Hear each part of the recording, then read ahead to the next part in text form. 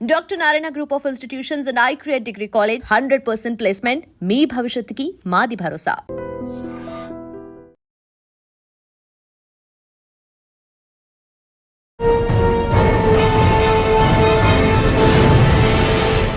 Welcome to crime diaries. ఈ వారం మన గెస్ట్ 2009 బ్యాచ్ పోలీస్ ఆఫీసర్ పేరు కె కిషోర్ బాబు గారు, ట్రాఫిక్ ఇన్స్పెక్టర్ బెజవాడ.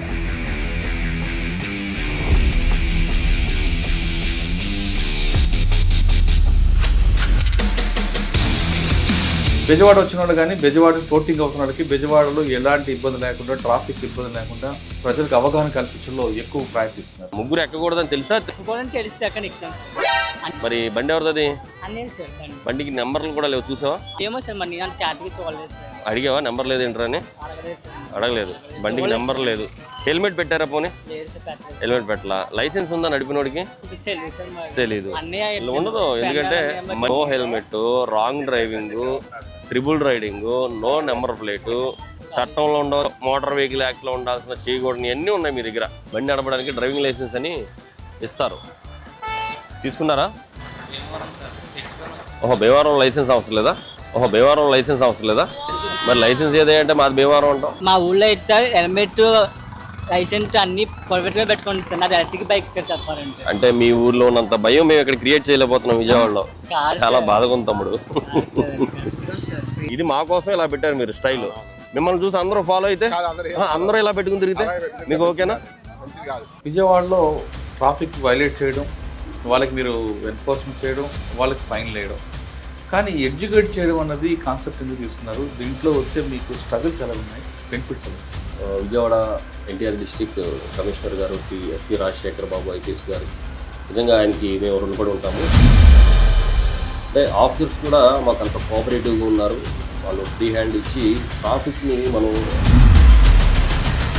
మిమ్మల్ని ఆపి మీకు హెల్మెట్ లేదు కాబట్టి మీకు ఫైన్ వేసేస్తున్నాను అంటే మీరు కడతారు. ఎందుకంటే ఎడ్యుకేట్ చేయడానికి ప్రయత్నించినప్పుడు వాళ్ళ రిసీవింగ్ కూడా మాకు అర్థమవుతూ ఉంది. So people they want some education also. Human psychology ఎలా ఉంటుందంటే చెడును త్వరగా మనం అట్రాక్ట్ అవుతాం. హెల్మెట్ తీసేయచ్చంట అని ఒక్క మాట చెప్పండి, ఎవరన్నా ఫట ఫట ఫట ఫట తీసి మొత్తం ఎక్కడో కొడతారు, అంత చిరాకులో ఉన్నారు.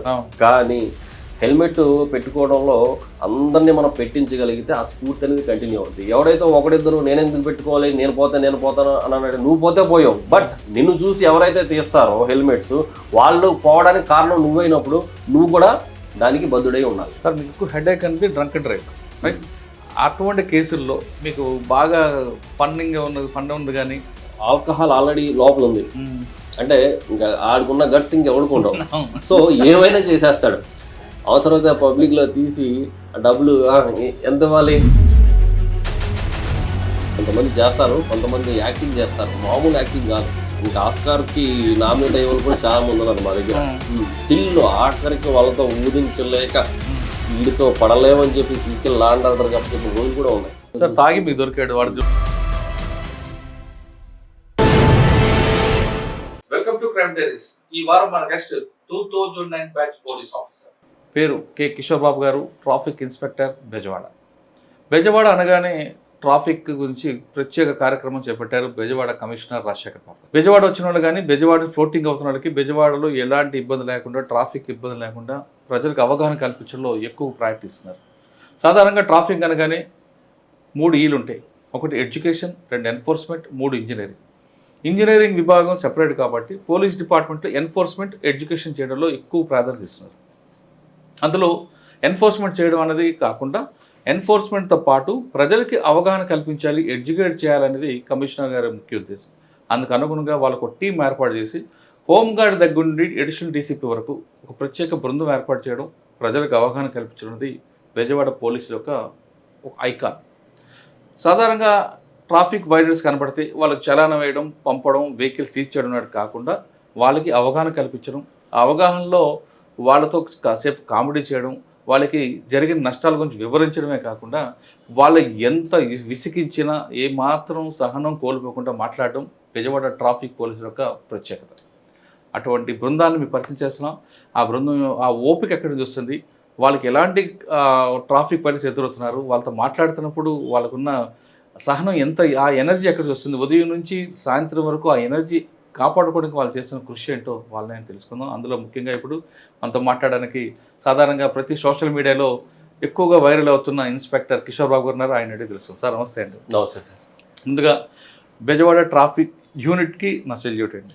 ఎందుకంటే ఎంత ఓపిక అంటే అసలు మాట్లాడడం అవతల వ్యక్తి ఎంత ఇరిటేట్ చేసినా ముగ్గురు ఎక్కకూడదని తెలుసా?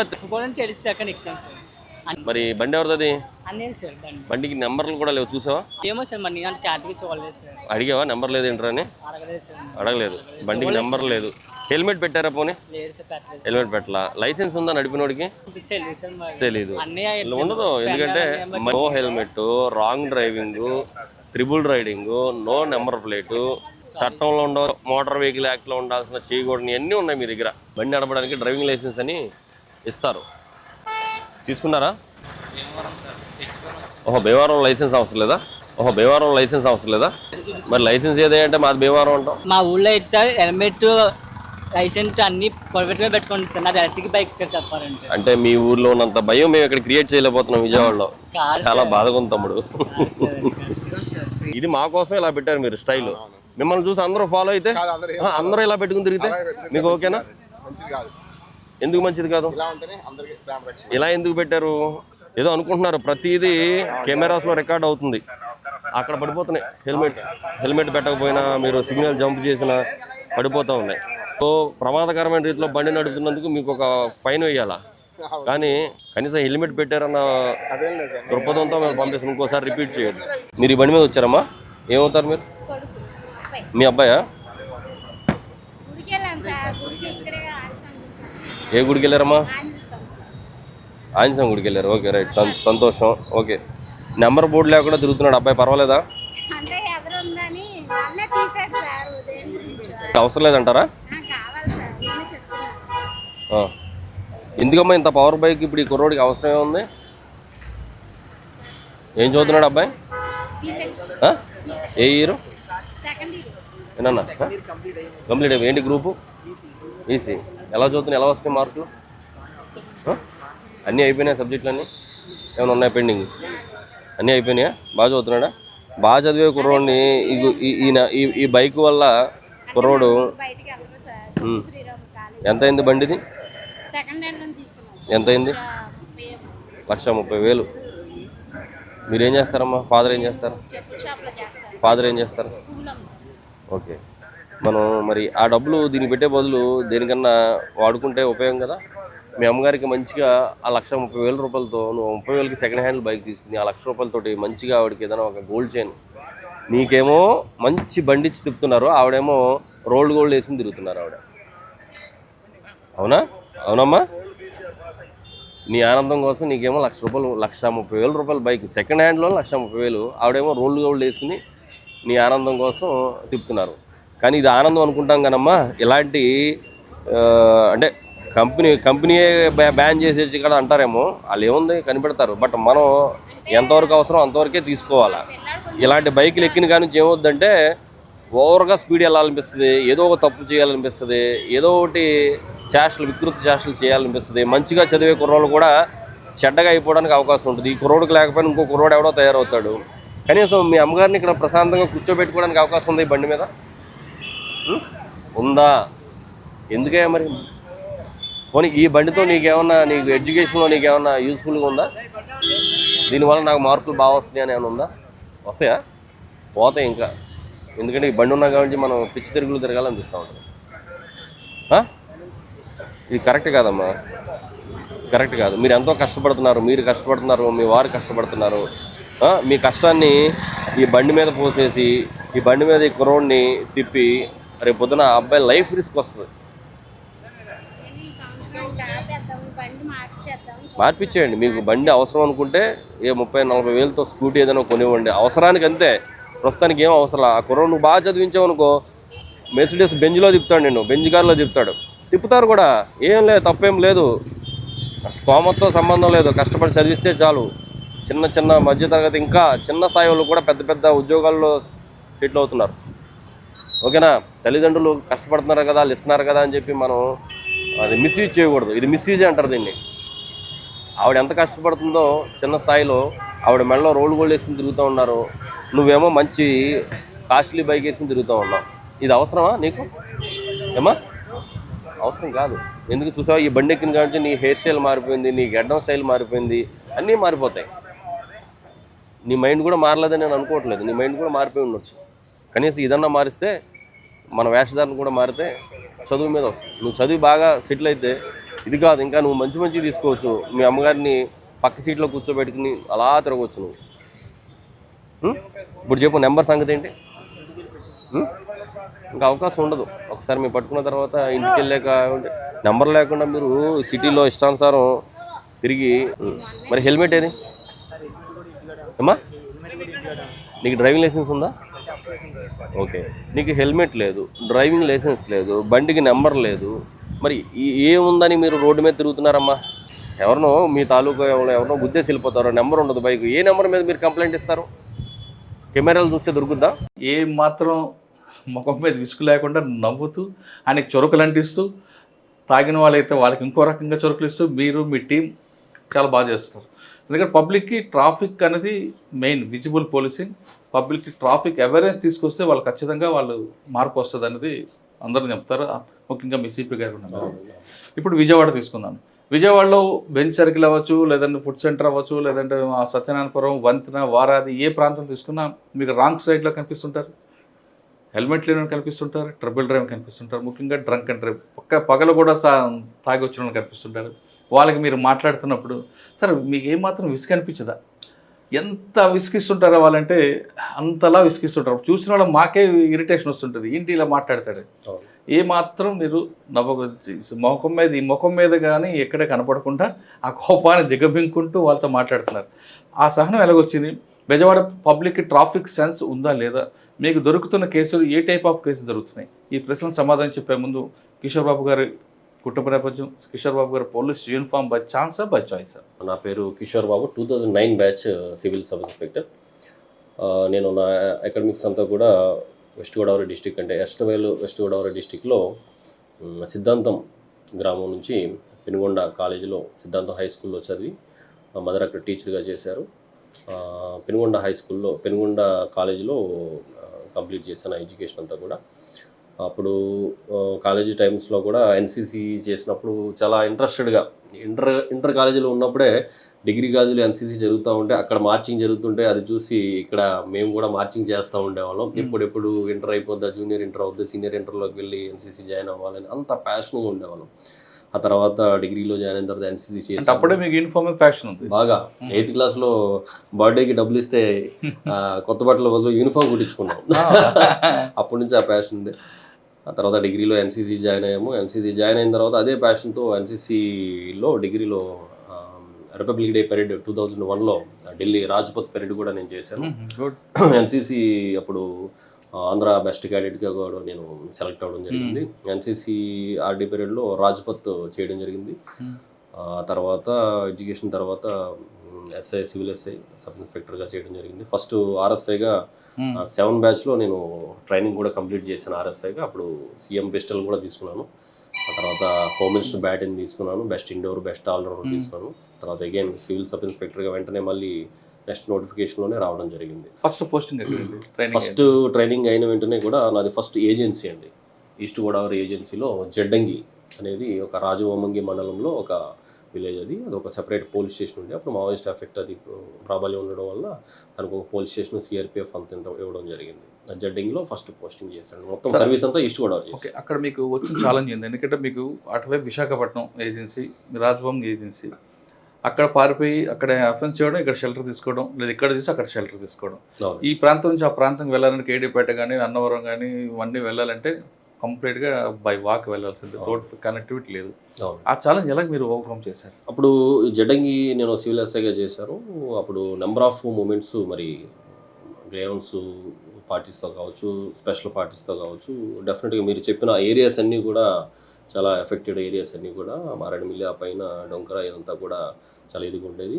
సో ఏదైనప్పుడు కూడా బేసింగ్ ఆన్ ది ఇన్ఫర్మేషన్ మాత్రమే ఆఫీసర్స్ ఇన్స్ట్రక్షన్స్ ప్రకారం పక్కాగా మ్యాపింగ్ అది చేసుకుని బై ఇన్ఫర్మేషన్ మాత్రమే మేము వెళ్ళడం కానీ ఆంబుష్లు వేయడం కానీ లేకపోతే అక్కడ మనకున్న ఆపరేషన్ ఏదైతే ఉందో ఆపరేషన్ కంప్లీట్ చేసుకుని రావడం కానీ జరిగేది. మీరు చెప్పినట్టుగా మనకి గోదావరి ఏదైతే ఉందో గోదావరి వాళ్ళు షెల్టర్ బేస్ కింద ఈ పరివాహక ప్రాంతం అంతా కూడా తీసుకోవడం కావచ్చు. ఒక్కొక్కసారి ఇమ్మీడియట్గా అవతల వైపు వెళ్ళి దేవీపట్నం వైపు అటువైపు వెళ్ళటం కానీ పోలవరం అటు సైడ్ వెళ్ళటం కానీ ఇటువైపు రావడం కానీ ఆ మూమెంట్ కూడా మేము చూసేవాళ్ళం. మ్యాక్సిమం అంతా కూడా మారేడుమిల్లి ఆ పైన డొంకరాయి ఇదంతా కూడా బాగా డీప్ ఏరియాస్లో కూడా ఆ పీరియడ్లో మీకు బాగా గుర్తుండిపోయిన సంఘటన చెప్పండి. గుర్తుండిపోయే సంఘటన అంటే నెంబర్ ఆఫ్ మూమెంట్స్కి వెళ్ళాము, నెంబర్ ఆఫ్ ఇష్యూస్లో పార్టిసిపేట్ చేసాము. పర్సనల్గా నేనైతే నాకు అక్కడ మలేరియా సివియర్గా అటాక్ అయ్యి నేను రాగానే నాకు మేజర్ సర్జరీ కూడా అయిందండి. సివియర్ మలేరియా ఎఫెక్ట్ అయ్యాను నేను. అంటే ఆపరేషన్స్ అవన్నీ ఒక ఎత్తు అయితే పర్సనల్ లైఫ్లో నేను మేజర్ సర్జరీని అక్కడ ఫేస్ చేయాల్సి వచ్చింది మలేరియా ఎఫెక్ట్ అయ్యి. సో రిగార్డింగ్ ఆపరేషన్స్ సంబంధించి అయితే కొన్ని ఏరియాస్లో డంప్స్ రికవరీ చేయడం కానీ ఈస్ట్ గోదావరి స్పెషల్ పార్టీస్ నుంచి మేము లీడ్ చేసి డంప్స్ రికవరీ చేయడం కానీ ఎవరైతే మిలీషియా ఉంటారో వాళ్ళని సరెండర్ చేయించడం కానీ అప్పుడు ఆఫీసర్స్ గైడెన్స్లో చేయడం జరిగింది. కానీ అక్కడ 5 years కిడ్నాప్ జరిగింది ఇదే మీరు పనిచేసింది ఒకప్పుడు. అది బాగా లాంగ్ బ్యాక్ అండి. అది కానీ దాని సిమ్టమ్స్ అక్కడక్కడ కనిపిస్తుంటాయి వినిపిస్తుంటాయి. అయితే మనకి ఈస్ట్ గోదావరి అనేది టోటల్గా మీరు అన్నట్టుగా షెల్టర్ జోన్ అండి. ఆల్మోస్ట్ మీరు చూసుకున్నట్టయితే కనుక మేజర్ ఇన్సిడెంట్స్ అంటే ఫస్ట్ ఏకే కూడా మన ఏరియాలోనే రికవరీ అయింది అంటారు లాంగ్ బ్యాక్. చెప్పిన ప్లేస్ గేట్వే ఆఫ్ ఏఓబి అంటారు దాన్ని. డెఫినెట్గా మరి మీరు అటువైపు వెళ్తున్న వాళ్ళని లేదా వస్తున్న వాళ్ళని మీరు ఏమైనా ఆపేవారా? ఇప్పుడు నేను చెప్పిన 2000 ఏదైతే 10 ఏరియాలో నేను జడ్డంగిలో పనిచేసినప్పుడు సిఆర్పిఎఫ్ జడ్డంగి ప్రతి పోలీస్ స్టేషన్కి సిఆర్పిఎఫ్ ప్రొడక్షన్ ఉండేది. సో అల్టిమేట్గా ప్రతిరోజు వెహికల్ చెకింగ్ కండక్ట్ చేయడం కానీ సర్ప్రైజ్ రైడ్లు కండక్ట్ చేయడం కానీ సంతలు మెయిన్ అక్కడ ఫెయిర్స్ అండ్ ఫెస్టివల్స్ కానీ లేకపోతే షాండీస్ కానీ కవర్ చేయడం కానీ షాండీస్ అంటే ఇప్పుడు మన సంతలు జరుగుతూ ఉంటాయి. సంతలో వాళ్ళు కూడా ఆల్మోస్ట్ ఏదైనా ఐటమ్స్ తీసుకోవాలన్నా చేయాలన్నా కానీ వాళ్ళు కూడా రావటం. అలాగే సంతలు కవర్ చేయడానికి మన పార్టీస్ వెళ్ళడానికి వచ్చే రూట్లు ఏవైతే ఉంటాయో రూట్లో వాళ్ళు ల్యాండ్ మైన్స్ పెట్టడం కానీ క్లైమర్ మైన్స్ పెట్టడం కానీ అంబుష్లు ఇవన్నీ కూడా ప్లాన్ చేయడం అవన్నీ కూడా మనకి ఏడుగురాలపల్లి ఏఓబి ఉంది. ఏడుగురాలపల్లి నుంచి ఇదివరకు లోపలికి అవుట్ పోస్ట్ ఒకటి ఉండేది. అక్కడికి వెళ్ళి వచ్చేటప్పుడు జరిగాయి. మేము చాలాసార్లు వెళ్ళి వచ్చాము, మాకు ఎప్పుడు ఇన్సిడెంట్ జరగలేదు. మేము వచ్చిన తర్వాత అక్కడ ఇన్సిడెంట్ జరిగింది.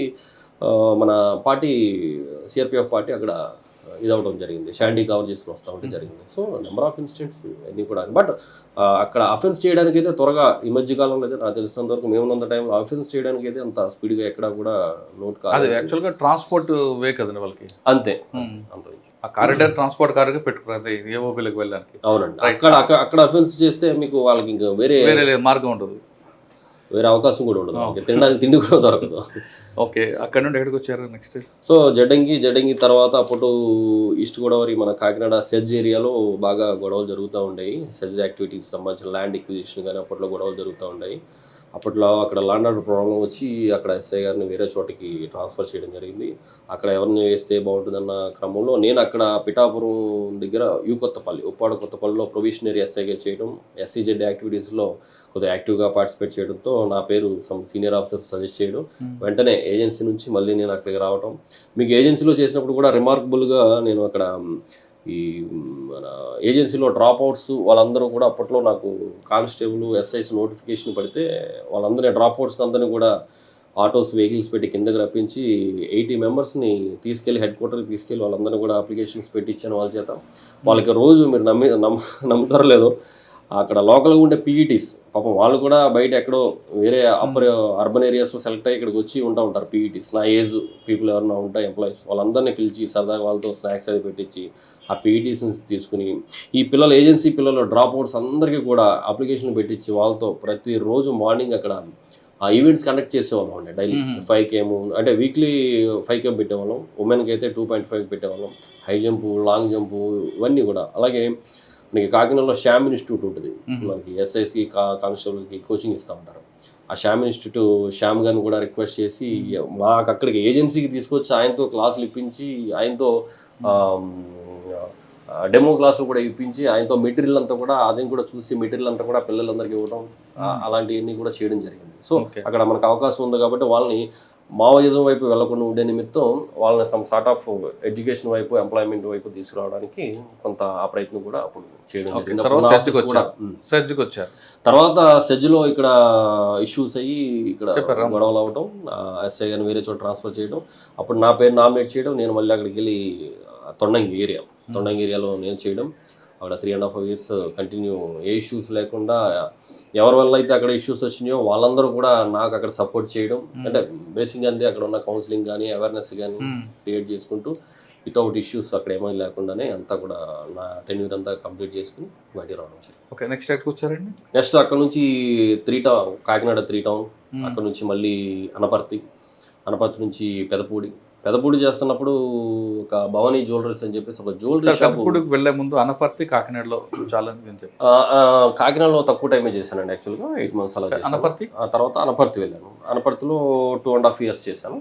2.5 yearsలో కూడా అక్కడ రిమార్కబుల్గా అంటే కేసెస్ అన్ని కూడా మంచిగా అన్ని బాగానే జరిగాయి. బట్ పెదపూడి వచ్చిన తర్వాత మాత్రం అనపర్తిలో ఎక్కువ మైక్రో ఫైనాన్స్ బిజినెస్ ఉంటుంది, వాళ్ళు కంట్రోల్ చేయడానికి ఏం చేస్తారు? మైక్రో ఫైనాన్సింగ్ అంటేనండి అక్కడ చెప్పాలంటే అనపర్తి పీపుల్ దే ఆర్ చాలా హార్డ్ వర్కింగ్ పీపుల్. వాళ్ళు ఫైనాన్స్ చేయడానికి చాలా దూర ప్రాంతాలకు వెళ్ళి చేసి వస్తూ ఉంటారు. బట్ మీరు చెప్పినట్టుగా ఇల్లీగల్గా లేకపోతే హెవీ ఇంట్రెస్ట్లు అనేవన్నీ కూడా కొంతమంది వెరీ లిటిల్ పీపుల్ చేస్తూ ఉంటారు. వాళ్ళ కోర్టుల ద్వారా వాళ్ళు పడుతూ ఉంటారు, పబ్లిక్ని ఇబ్బంది పెడతా ఉంటారు. అలాంటి సంబంధించి ఏదైనా ఇష్యూస్ వచ్చినప్పుడు చీటింగ్ కేసులు బుక్ చేయడం కానీ, ప్రాపర్గా ఛార్జ్ షీట్లు వేయడం కానీ ఇన్ని కూడా అక్కడ చేసేవాళ్ళం అండి. ఓకే, నెక్స్ట్ అక్కడ నుంచి పెదపూడి అండి. పెదపూడి వచ్చిన తర్వాత మీకు పెదపూడిలో ఒక జ్యువెలరీ షాపు బర్గ్లరీ జరిగింది. ఫైన్ నైట్ బర్గ్లరీ జరిగింది. మార్నింగ్ మాకు ఎవరో పబ్లిక్ ఫోన్ చేసి కంప్లైంట్కి ఫోన్ చేస్తే ఆయన మాకు చెప్పడం, మేము వెళ్ళి చూడడం. అప్పుడు రాంబాబు అని ఒక సీనియర్ ఇన్స్పెక్టర్ గారు ఉన్నారు, ఆయనతో మేము అప్పుడు అక్కడ ఎస్ఐగా ఉన్నాం.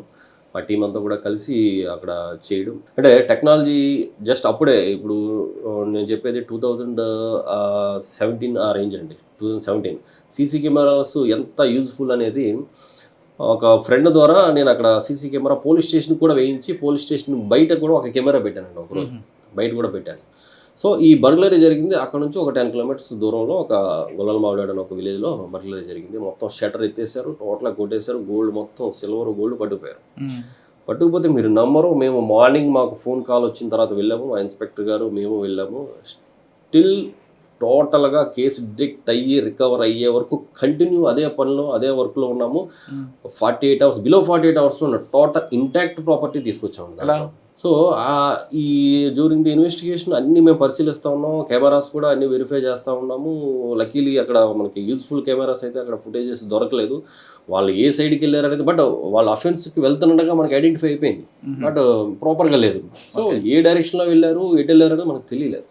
అప్పుడు తర్వాత అక్కడ నుంచి అన్నీ వెరిఫై చేసుకుంటా ఫైనల్గా ఒక డైరెక్షన్లో కాకినాడ వైపు వెళ్ళారా లేదా అనేది మన కన్ఫర్మేషన్ కోసం స్టేషన్ దగ్గర ఉన్న కెమెరా పనిచేసిందండి. స్టేషన్ దగ్గర ఉన్న కెమెరా, అరే మన కెమెరా స్టేషన్లో ఉంది కదా అని చెప్పేసి చూస్తే డైరెక్షన్ కాకినాడకి కనెక్ట్ అయింది. సో ఆ కాకినాడ కెమెరాస్ అన్నీ కూడా టీమ్స్ అన్నీ కూడా వెరిఫై చేసుకుంటూ వెళ్తే అంటే మనం ఇప్పుడు ఓపెన్గా చెప్పకూడదు కానీ ఒక మంచి ప్లేస్లో చాలా అసలు ఎంత ఇదంటే ఒక ఇంటర్వ్యూకి వచ్చినట్టు దొరికారు వాళ్ళు. ఫుల్ ఫేస్ టోటల్ క్లారిటీతో చాలా అసలు తాగుతూ దొరికారు. చాలా అసలు క్లోజ్అప్ లో దొరికినాయి విజువల్స్. అంటే మన కోసమే అక్కడికి వెళ్ళినట్టుగా ఉంది. బట్ అది విజువల్స్ తీయడానికి ఒక 10-15 hours కష్టపడ్డారు. విజువల్స్ బ్యూటిఫుల్ విజువల్స్ దొరికినాయి. విజువల్స్ బేస్ చేసుకుని ఎవరెవరు ఏంటి అనేది వెరిఫై చేసుకుంటే మనకి హిస్టరీలో ఒకడు ఐడెంటిఫై అయ్యాడు. వాడిని చూడడానికి వెళ్తే వాడు కన్ఫెస్ చేసాడు. తర్వాత అప్పటికే ప్రాపర్టీ సెపరేట్ చేసుకుని సెపరేట్ అయిపోయారు. ఆ తర్వాత అందరూ కూడా దొరకడం, ఇంటాక్ట్ ప్రాపర్టీ మూటలో పెట్టడం. ఆల్మోస్ట్ కేజీ బంగారం, సిల్వర్ అయితే 8-9 kgs సిల్వరు అంతా కూడా టోటల్గా ఆ రోజు రికవర్ చేసి కంప్లైంట్ని మనం ఇవ్వడం జరిగింది, కోర్టులో ప్రొడ్యూస్ చేయడం జరిగింది. పెదపూడిలో ఈ కేసు అయిన వెంటనే ఎంత అంటే ఒక్కొక్కసారి లైఫ్లో ఎలా ఉంటుందంటే మంచి బ్యూటిఫుల్ కేసు చేసాము, మంచి అవార్డు తీసుకున్నాం, వెంటనే ప్రమోషన్ అండి. అవునా? అంటే దానికోసం కాదు, జనరల్గా కూడా ప్రమోషన్ టైం అయింది, ప్యానల్ వచ్చేసింది, వెంటనే ప్రమోషన్ తీసుకుని అక్కడ నుంచి కృష్ణా జిల్లా, అప్పుడు అరెస్ట్ వెళ్ళి టోటల్ కృష్ణాలో ఎస్బీ స్పెషల్ బ్రాంచ్ ఇన్స్పెక్టర్గా సర్వశ్రేష్ఠ త్రిపాఠి సారు ఇక్కడ ఎస్పీగా ఉన్నారు. ఆయన దగ్గర అప్పుడు ఎస్బీ ఇన్స్పెక్టర్గా చేయడం జరిగింది. ఎలక్షన్స్ అంతా కూడా నేనే ఇక్కడ ఉండగా ఎస్బీ ఇన్స్పెక్టర్గా చేశాను. అది అయిపోయిన తర్వాత అక్కడ నుంచి తర్వాత తుని ఇన్స్పెక్టర్గా చేశాను. తర్వాత మళ్ళీ పక్కనే అన్నవరం టెంపుల్ ఉంది కదండి, ప్రతిపాడు సర్కిల్ చేయడం జరిగింది. ప్రతిపాడు సర్కిల్ నుంచి తర్వాత సిసిఎస్ క్రైమ్ చేసాం. వెరీ షార్ట్ టైం చేశాను ఎలక్షన్ టైంలో, పెద్దపురం షార్ట్ టైం ఎలక్షన్ ముందు. ఆ తర్వాత అక్కడి నుంచి వెంటనే మళ్ళీ మైలవరం సర్కిల్కి వచ్చాను. అప్పుడు ఎన్టీఆర్ కమిషనరేట్కి నన్ను అలాట్ చేయడం జరిగింది. 4 years లాంగ్ స్టాండింగ్ అంతా కూడా కంపల్సరీ ట్రాన్స్ఫర్ అంటే ఇప్పుడు ఎన్టీఆర్ కమిషనరేట్కి రావడం జరిగింది. ఇక్కడ నుంచి మైలవరం సర్కిల్కి వెళ్ళాను. మైలవరం తర్వాత అప్పుడు నెక్స్ట్ ట్రాఫిక్. సరే, మైలవరం, అన్నవరం ఇవన్నీ చేశారు కదా, ఇక్కడ ఏమైనా గుర్తున్నాయా మంచి కేసు? అంటే యాక్చువల్గా తుని చేసినప్పుడు, ప్రతిపాడు చేసినప్పుడు మంచి మంచి కేసులు అయినాయండి. అలాగే పర్టికులర్గా తుని హైవే, నేషనల్ హైవే మనకి మీరు అన్నారు కదా, అది మావోయిస్టులుగా అన్నారు కదా, ఇది గాంజాకి ఎంట్రీగా ఉండేది, గేట్ ఆఫ్ ఇదిగా ఉండేది అప్పట్లో. గాంజాకి సంబంధించి మాత్రం చాలా పెద్ద పెద్ద రాకెట్స్ కొట్టామండి అప్పట్లో. చాలా టౌన్స్ ఆఫ్ ది తుని ఆపోజిట్లో ఒక వే, ఆ వే నుంచి మూటలతో మోసుకొస్తారు. ఇక్కడ వాళ్ళు తీసుకొని వెళ్ళడానికి కొన్న వాళ్ళందరూ కూడా అన్నవరంలో కానీ తునిలో హోటల్స్లో కొనడం అమ్మకాలు జరుగుతుంటాయి. అది ఇప్పుడు మీ నోటీస్ రాలేదా? మీరు చాలా బాగా చెప్పారు, మీకు మంచి నాలెడ్జ్ ఉంది. అంటే గంజా అమ్మడం కాదు. సో ఇప్పుడు మీరు చెప్పిన పాయింట్ మీద ఏంటంటే, ఇప్పుడు అక్కడికి ఏజెన్సీలకు వెళ్ళడానికి ఈ అవుట్ ఆఫ్ స్టేట్ పీపుల్ కానీ ఎవరైనా వచ్చినప్పుడు తుని సరౌండింగ్ కానీ, అనకాపల్లి, అటు నర్సీపట్నం, ఇటు అన్నవరం కానీ జనరల్గా ఈ ఏరియాస్లో షెల్టర్ తీసుకోవడానికి మంచి ఒక సేఫ్ జోన్ లాగా వాళ్ళు చూస్తూ ఉంటారు. దాంట్లో అన్నవరం కూడా, ఎందుకంటే టెంపుల్ ఏరియా, పిలిగ్రిమ్స్ ఉంటారు. సో మనం ఎవరిని పడితే వాళ్ళని వెళ్ళి మనం డీటెయిల్గా మనం అక్కడ అడగడానికి కొంత సాహసించము. బట్ ఈ గంజాకు సంబంధించి, ఎందుకంటే ఇవాళ దొరకలేదు, రేపు దొరకలేదు, ఎల్లుండి ఖచ్చితంగా దొరుకుతారు, దాంట్లో ఇదేం లేదండి.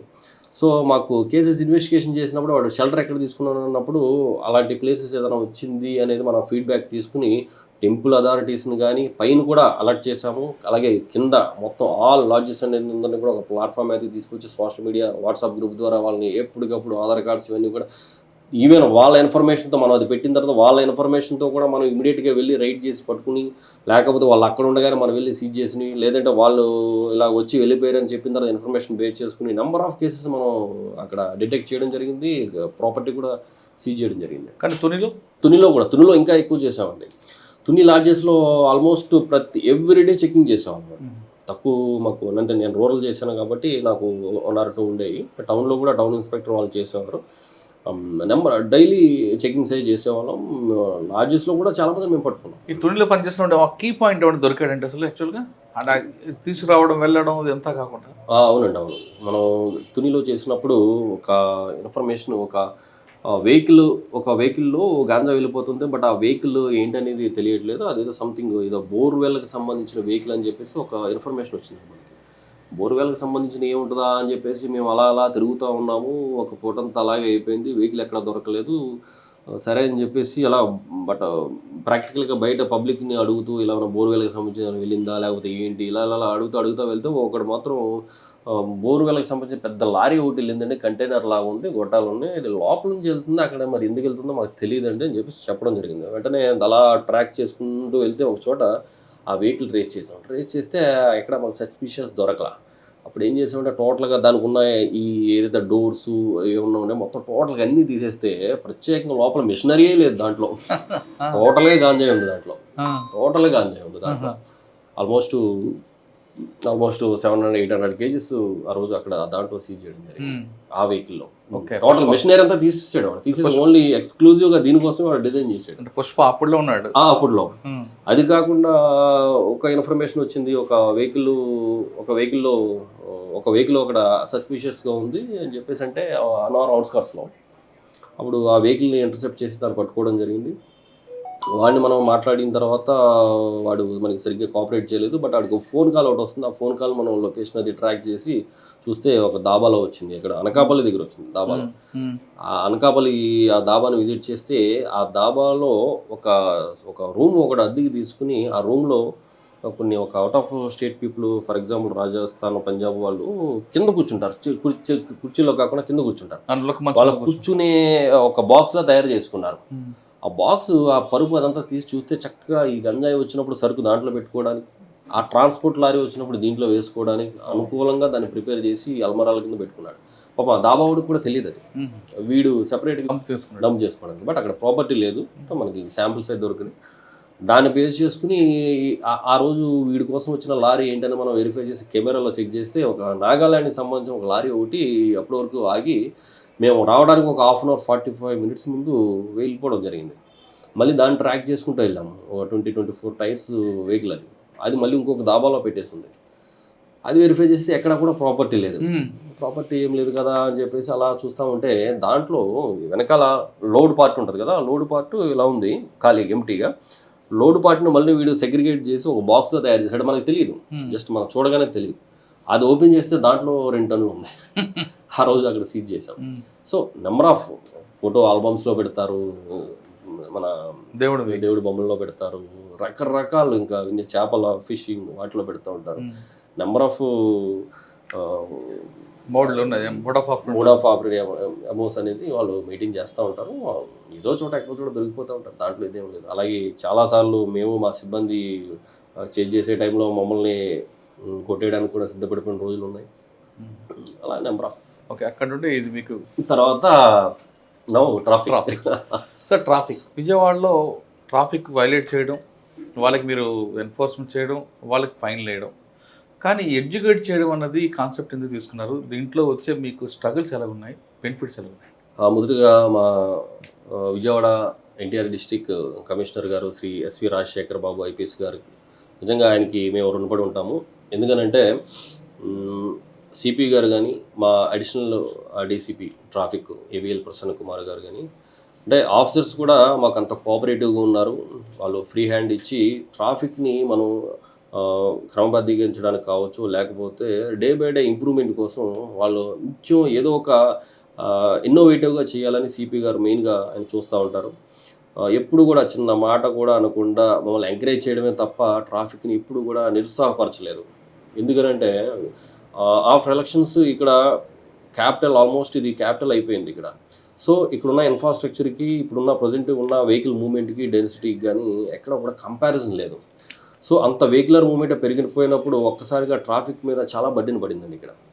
కానీ విజయవాడ ప్రజల అదృష్టం నిజంగా ఎస్వి రాజశేఖర్ బాబు గారు, ఆయనకి మరి నిజంగా కూడా అసెట్ లాగా ఒక ఏడీసీపీ గారు ప్రసన్న కుమార్ గారు, ఈ కాంబినేషన్లో మేము ఇన్స్పెక్టర్స్ చాలా మేము కష్టపడుతూ ఉన్నాము. అది ఆ విధంగా రిజల్ట్ కనబడుతూ ఉంది. రిగార్డింగ్ అవేర్నెస్కి వచ్చేటప్పటికి మా సిపి గారు లాగే మేము కూడా ఓపిక్గా పేషెన్స్తో పబ్లిక్తో మాట్లాడడం, అలా మాట్లాడుతూ ఉంటే మాకు కొంత ఫీడ్బ్యాక్ తెలిసింది ఏంటంటే, నేను యాక్చువల్గా ఎప్పుడు ఎక్కడ చేసినా కానీ అవేర్నెస్కి ఎక్కువ నేను ప్రయారిటీ ఇస్తూ ఉంటాను. అంటే లా అండ్ ఆర్డర్లో చేసినప్పుడు అక్కడ ఉండే రిలేటెడ్ ఇష్యూస్ వేరేగా ఉంటాయి. అక్కడ ఎన్డీపీఎస్, ఇప్పుడు డ్రగ్ అబ్యూజ్ మీద అక్కడ అవేర్నెస్ క్రియేట్ చేస్తూ ఉంటాము. లేకపోతే అక్కడ జనరల్గా స్కూల్స్లో ట్రాఫిక్ మీద చిన్న చిన్నవి అవేర్నెస్ క్రియేట్ చేస్తాము. POCSO, profession of children sexual offences, దాని మీద చాలా అన్ని స్కూల్స్, కాలేజెస్ చేస్తూ ఉంటారు. బట్ ట్రాఫిక్ వచ్చేసేటప్పటికి ఇక్కడ కమ్యూటర్స్ ఎవరైతే ఉన్నారో వాళ్ళకి ఎడ్యుకేషన్ చాలా చాలా అవసరం అనిపించిందండి ఇక్కడ. ఎందుకంటే మీరు కూడా కమ్యూటరే, నేను కూడా కమ్యూటరే, మనం అందరం కూడా కమ్యూటర్స్. ఏదో ఒక రోజున అందరం కూడా కారులో వెళ్ళాం, బండి ఖచ్చితంగా యూజ్ చేస్తాము, లేదంటే కారు యూజ్ చేస్తాము, లేకపోతే ఏదో రకంగా రోడ్డు మీదకి మనం రావాల్సిందే, ఏదో ఏ పని నిమిత్తమైనా సరే. సో రోడ్డు మీద రావడం అంటే ఇక్కడ పాటించిన రూల్స్ వేరే చోట పాటిస్తున్నారు ఇదే పర్సన్, అక్కడ పాటించే రూల్స్ ఇక్కడ వదిలేస్తున్నారు. ఎందుకు అని అంటే lack of implementation. So implementation అనేది టఫ్గా ఉన్నప్పుడు ఖచ్చితంగా పాటిస్తారని ఒకటి అర్థమైంది. దానికి ఇంకొకటి ఎడ్యుకేషన్ ఎందుకు మేము అంత అలా తీసుకున్నామని అంటే, ఇంప్లిమెంటేషన్లో భాగంగా ఎన్ఫోర్స్మెంట్ అనేది కొంత పెయిన్తో కూడుకున్నది. సో మిమ్మల్ని ఆపి మీకు హెల్మెట్ లేదు కాబట్టి నీకు ఫైన్ వేసేస్తున్నాను అని అంటే మీరు కడతారు. ఎందుకు కట్టరు? ఎందుకు? వైలేషన్ కట్టాలి కాబట్టి మీరు కడతారు. కానీ మీరు తిట్టుకుంటారో లేకపోతే కొంత పెయిన్ ఫీల్ అవుతారు మీరు. కానీ దానికి ఎడ్యుకేషన్ కూడా జోడించి వాళ్ళు ఎందుకు కట్టాల్సి వస్తుంది, వాళ్ళు దాన్ని పెట్టుకోకపోతే ప్రాబ్లం ఏంటనేది మనం వాళ్ళకి ఎడ్యుకేట్ చేయడానికి ప్రయత్నించినప్పుడు వాళ్ళ రిసీవింగ్ కూడా మాకు అర్థమవుతూ ఉంది. So people they want some education also. So అందుకని ఎడ్యుకేషన్ మీద నేను కానీ, మా ఎస్ఐ గారు కానీ, మా సిబ్బంది కానీ, మా 3 ట్రాఫిక్ పియర్స్ పరిధిలో ముఖ్యంగా కూడా మేము ఎడ్యుకేషన్ మీద ఎక్కువ కూడా కాన్సన్ట్రేట్ చేసి కమ్యూటర్స్కి ఆపి వాళ్ళతో మాట్లాడి ఎక్స్ప్లెయిన్ చేసి అక్కడక్కడ చలోక్తులు మీరు చెప్పినట్టుగా కొన్ని సెటైరల్గా పడినప్పటికీ కూడా వాళ్ళకి బాగా అర్థమయ్యేటట్టు వాళ్ళ లెవెల్కి కూడా అవసరం అయితే అంటే all type of all category people మేము ఫేస్ చేయాలి. సో కొంతమంది కోఆపరేట్ చేస్తారు, కొంతమంది చేయరు, కొంతమంది ఫైర్ అవుతారు, కొంతమంది తిడతారు కూడా. సో ఏది జరిగినప్పటికీ కూడా మన పేషెన్సీ లూజ్ అవ్వకుండా కొంత చేయాల్సి ఉంది. కొన్ని ఎక్స్ట్రీమ్ కొన్ని జరిగినవి లా అండ్ ఆర్డర్ కూడా మేము హ్యాండ్ ఓవర్ చేస్తూ ఉంటాము. కొంతమంది అవుట్ ఆఫ్ వాళ్ళు వేలో మాట్లాడుతూ ఉంటారు. వాళ్ళు నిజంగా అంత వైలేషన్స్ ఉండి కూడా వాళ్ళు ఎందుకు మాట్లాడతారో ఒక్కొక్కసారి అర్థం కాదు. సో వాళ్ళు సింప్లీ బయటగా వాళ్ళని లా అండ్ ఆర్డర్కి హ్యాండ్ ఓవర్ చేయడం జరుగుతుంది. కానీ ఆఫీసర్స్ రోడ్డు మీద డ్యూటీ మీద విజిబుల్ పోలీసింగ్ సార్, ఆఫీసులో కూర్చొని మాట్లాడే వాళ్ళు కొంతమంది ఎన్నైనా చెప్పొచ్చు, సార్ కానీ గ్రౌండ్ లెవెల్లో డిపార్ట్మెంట్ మీది ట్రాఫిక్, మీ వింగ్ ఏడీసీపీ దగ్గర నుండి హోంగార్డ్ వరకు రోడ్డు మీద ఉంటారు సార్. 8 గంటల డ్యూటీ అన్నది సహజం, కానీ మీది 11 గంటల డ్యూటీ, 12 గంటల డ్యూటీ చేసే అవకాశం కనిపిస్తుంది. వీఐపీ మూమెంట్ ఉంది, రాలేరు మీరు మధ్యలో. పొద్దున్న వచ్చిన ఆ ఎనర్జీ లాస్ట్ వరకు ఆ ఎనర్జీ ఎలా మీరు క్యారీ చేస్తున్నారు, అది నాకు క్వశ్చన్. నేను చాలా వీడియోస్ చూసాను. పొద్దున మాట్లాడుతున్నప్పుడు అదే నవ్వుతూ అదే రీతితో మాట్లాడతారు, లాస్ట్కి వచ్చినప్పుడు అదే నవ్వుతూ ఉంటారు. మీకు రకరకాల వ్యక్తులు, మీరు నాకు చెప్తున్నట్లుగా మనస్తత్వాల వ్యక్తులు ఎదురవుతారు, మీకు ఇరిటేట్ చేస్తారు, అభినందించే వాళ్ళు ఉంటారు, నవ్వించే వాళ్ళు ఉంటారు.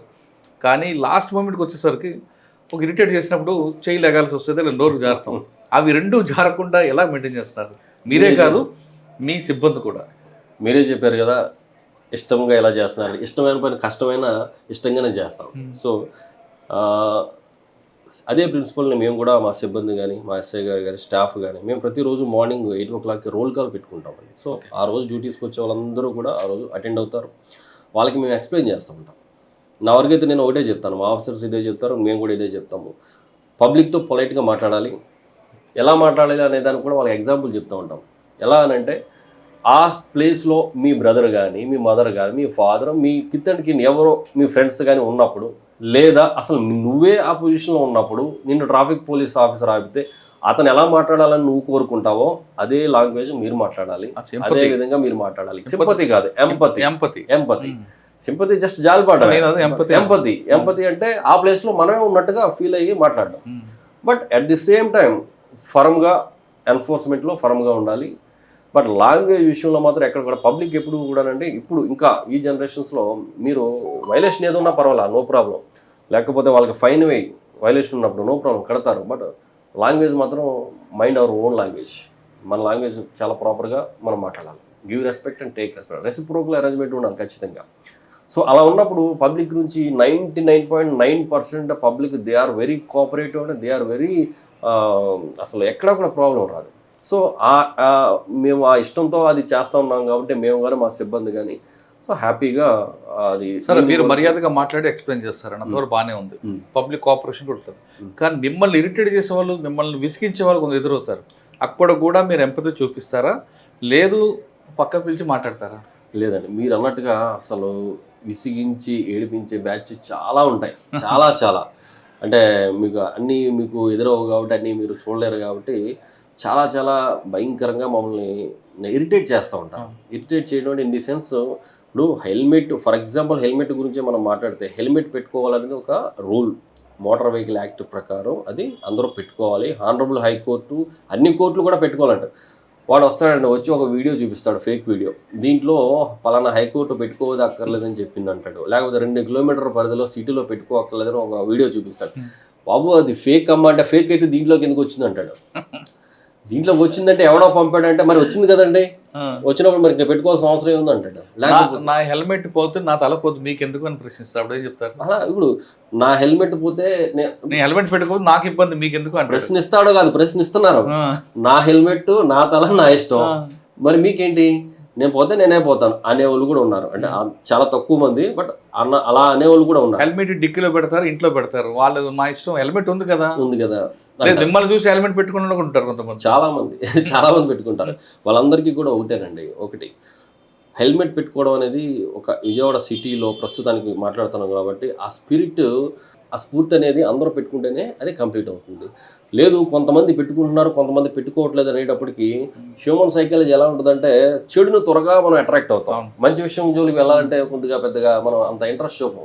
చెడు ఇది మనకి హెల్మెట్ తీసేయచ్చంట అని ఒక్క మాట చెప్పండి ఎవరన్నా, ఫట తీసి మొత్తం ఎక్కడో కొడతారు, అంత చిరాకులో ఉన్నారు.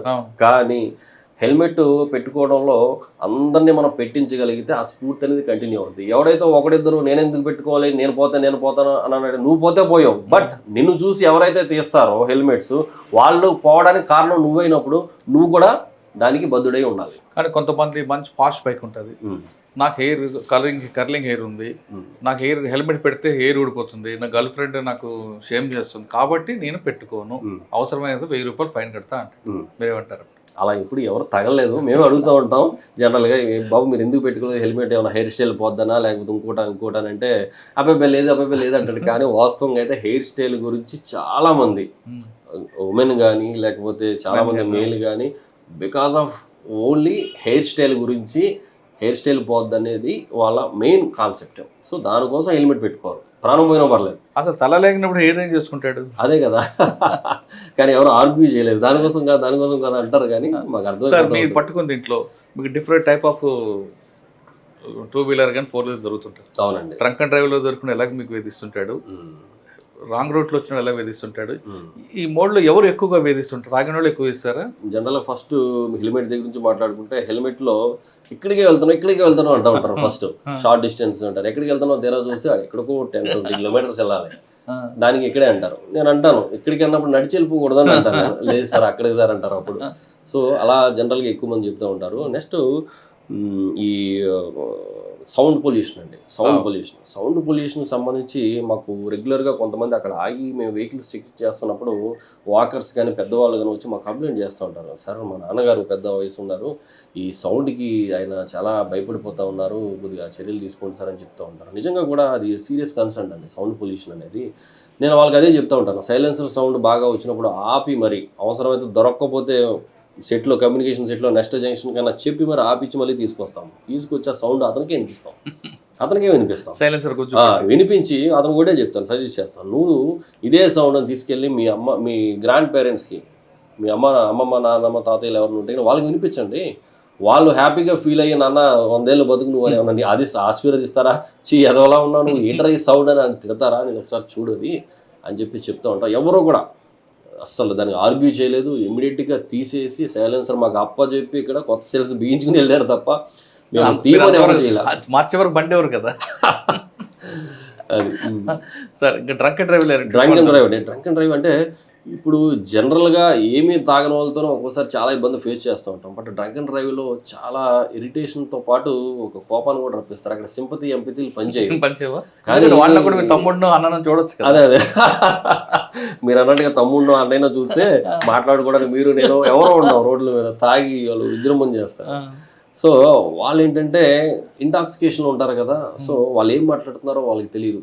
మన పని కూడా మనం చేసుకునేవారు, మనం ఏదో రాసుకుంటున్నా లేదా చెక్కింగ్ చేస్తున్నా వచ్చి గోకేస్తూ ఉంటారు మనల్ని, పంపించండి అంటూ ఉంటారు. ఏదేదో మాట అసలు సంబంధం లేని విషయాలు మాట్లాడుతూ ఉంటాడు. అసలు బండి మీద వాడితో పాటు ఇంకెవరు ఉన్నారో కూడా తెలియదు.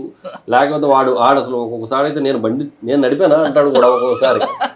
అలాంటి సిచ్యువేషన్స్ కూడా ఉన్నాయి, నేను నడిపానా అంటాడు. ఒక్కొక్కడైతే 90కి రాదన్నారు కదా సార్ అని ఒకడు అంటాడు. లేకపోతే ఏదో రకరకాల పిచ్చిగా మాట్లాడుతూ ఉంటారు. అంటే కొంతమంది పూర్ పీపుల్ అంటే కొద్దిగా కష్టపడి పని చేస్తూ ఉంటారు. వాళ్ళకి ఏంటంటే నైట్ అయ్యేటప్పటికి కొంత ఏదో తాగాలి అనేది, అది అంటే ఏదో ఒక సిరప్ లేకపోతే ఒక ఎనర్జీ ఐటెం లాగా ఫీల్ అవుతూ ఉంటారు. పాపం ఏంటంటే అది ఇంకా ఎవరు ఏం చేయలేదు. కానీ వాళ్ళకి ఒకటే చెప్తాం, ఇంటికెళ్ళి తాగు, నీ భార్యతో మాట్లాడుకుని పిల్లలకి కనపడకుండా దూరంగా తాగు, తప్పులేదు. బట్ నువ్వు పని దగ్గరే నువ్వు స్టార్ట్ అయిన వెంటనే డబ్బులు తీసుకెళ్ళిపోయి మందు షాప్లోకి వెళ్ళి తీసుకుని తాగేసి అక్కడే ఎక్కేసి నువ్వు బండి మీద వస్తూ ఉంటే రోడ్డు మీదకి వచ్చినప్పుడు వాళ్ళని చూస్తే బాధేస్తూ ఉంటుంది. కానీ రోడ్డు మీద మనం వదిలితే ప్రమాదాలన్నీ కూడా వాళ్ళ వల్ల జరుగుతూ ఉంటాయి. సార్ మీకు ఎక్కువ హెడేక్ అనేది డ్రంక్ అండ్ డ్రైవ్, రైట్?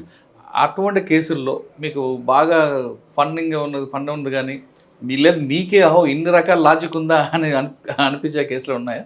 ఇదే ఇప్పుడు మొన్న మా ఎస్ఐ గారు పట్టుకునేటప్పుడు, లేకపోతే మా స్టాఫ్ మేము చెక్ చేసేటప్పుడు డ్రంక్ అంటే ఆల్కహాల్ ఆల్రెడీ లోపల ఉంది అంటే ఇంకా ఆడుకున్న గట్స్ ఇంకెవడుకుంటాం. సో ఏమైనా చేసేస్తాడు. అవసరమైతే పబ్లిక్లో తీసి డబ్బులు ఎంత ఇవ్వాలి అన్న రేంజ్లో కూడా మాట్లాడి అక్కడ అతనికి ఏం చేస్తున్నాడో కూడా తెలియదు. లేకపోతే మేము పట్టుకుంటామా ఓకే ఓకే సరే వెళ్తానని మా ఎదురుగానే బయలుదేరిపోవడం రెడీ అయిపోతూ ఉంటాడు. అంటే వాడికి తెలియదు.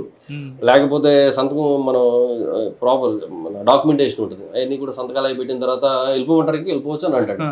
లేకపోతే ఏదైనా ఉంటే ఇక్కడే తేల్చేస్తాను అంటాడు. డాక్యుమెంటేషన్ వరకు కాకుండా అసలు ముందు నోట్లో పైప్ పెట్టుకున్నప్పుడు చాలా మంది పడతారు కదా. పైపు ఇంకా అసలు అది పైప్ పెట్టంటే ఇంకా అది మామూలు సెర్ర కాదు, అది సేవ, నిజంగా సేవ.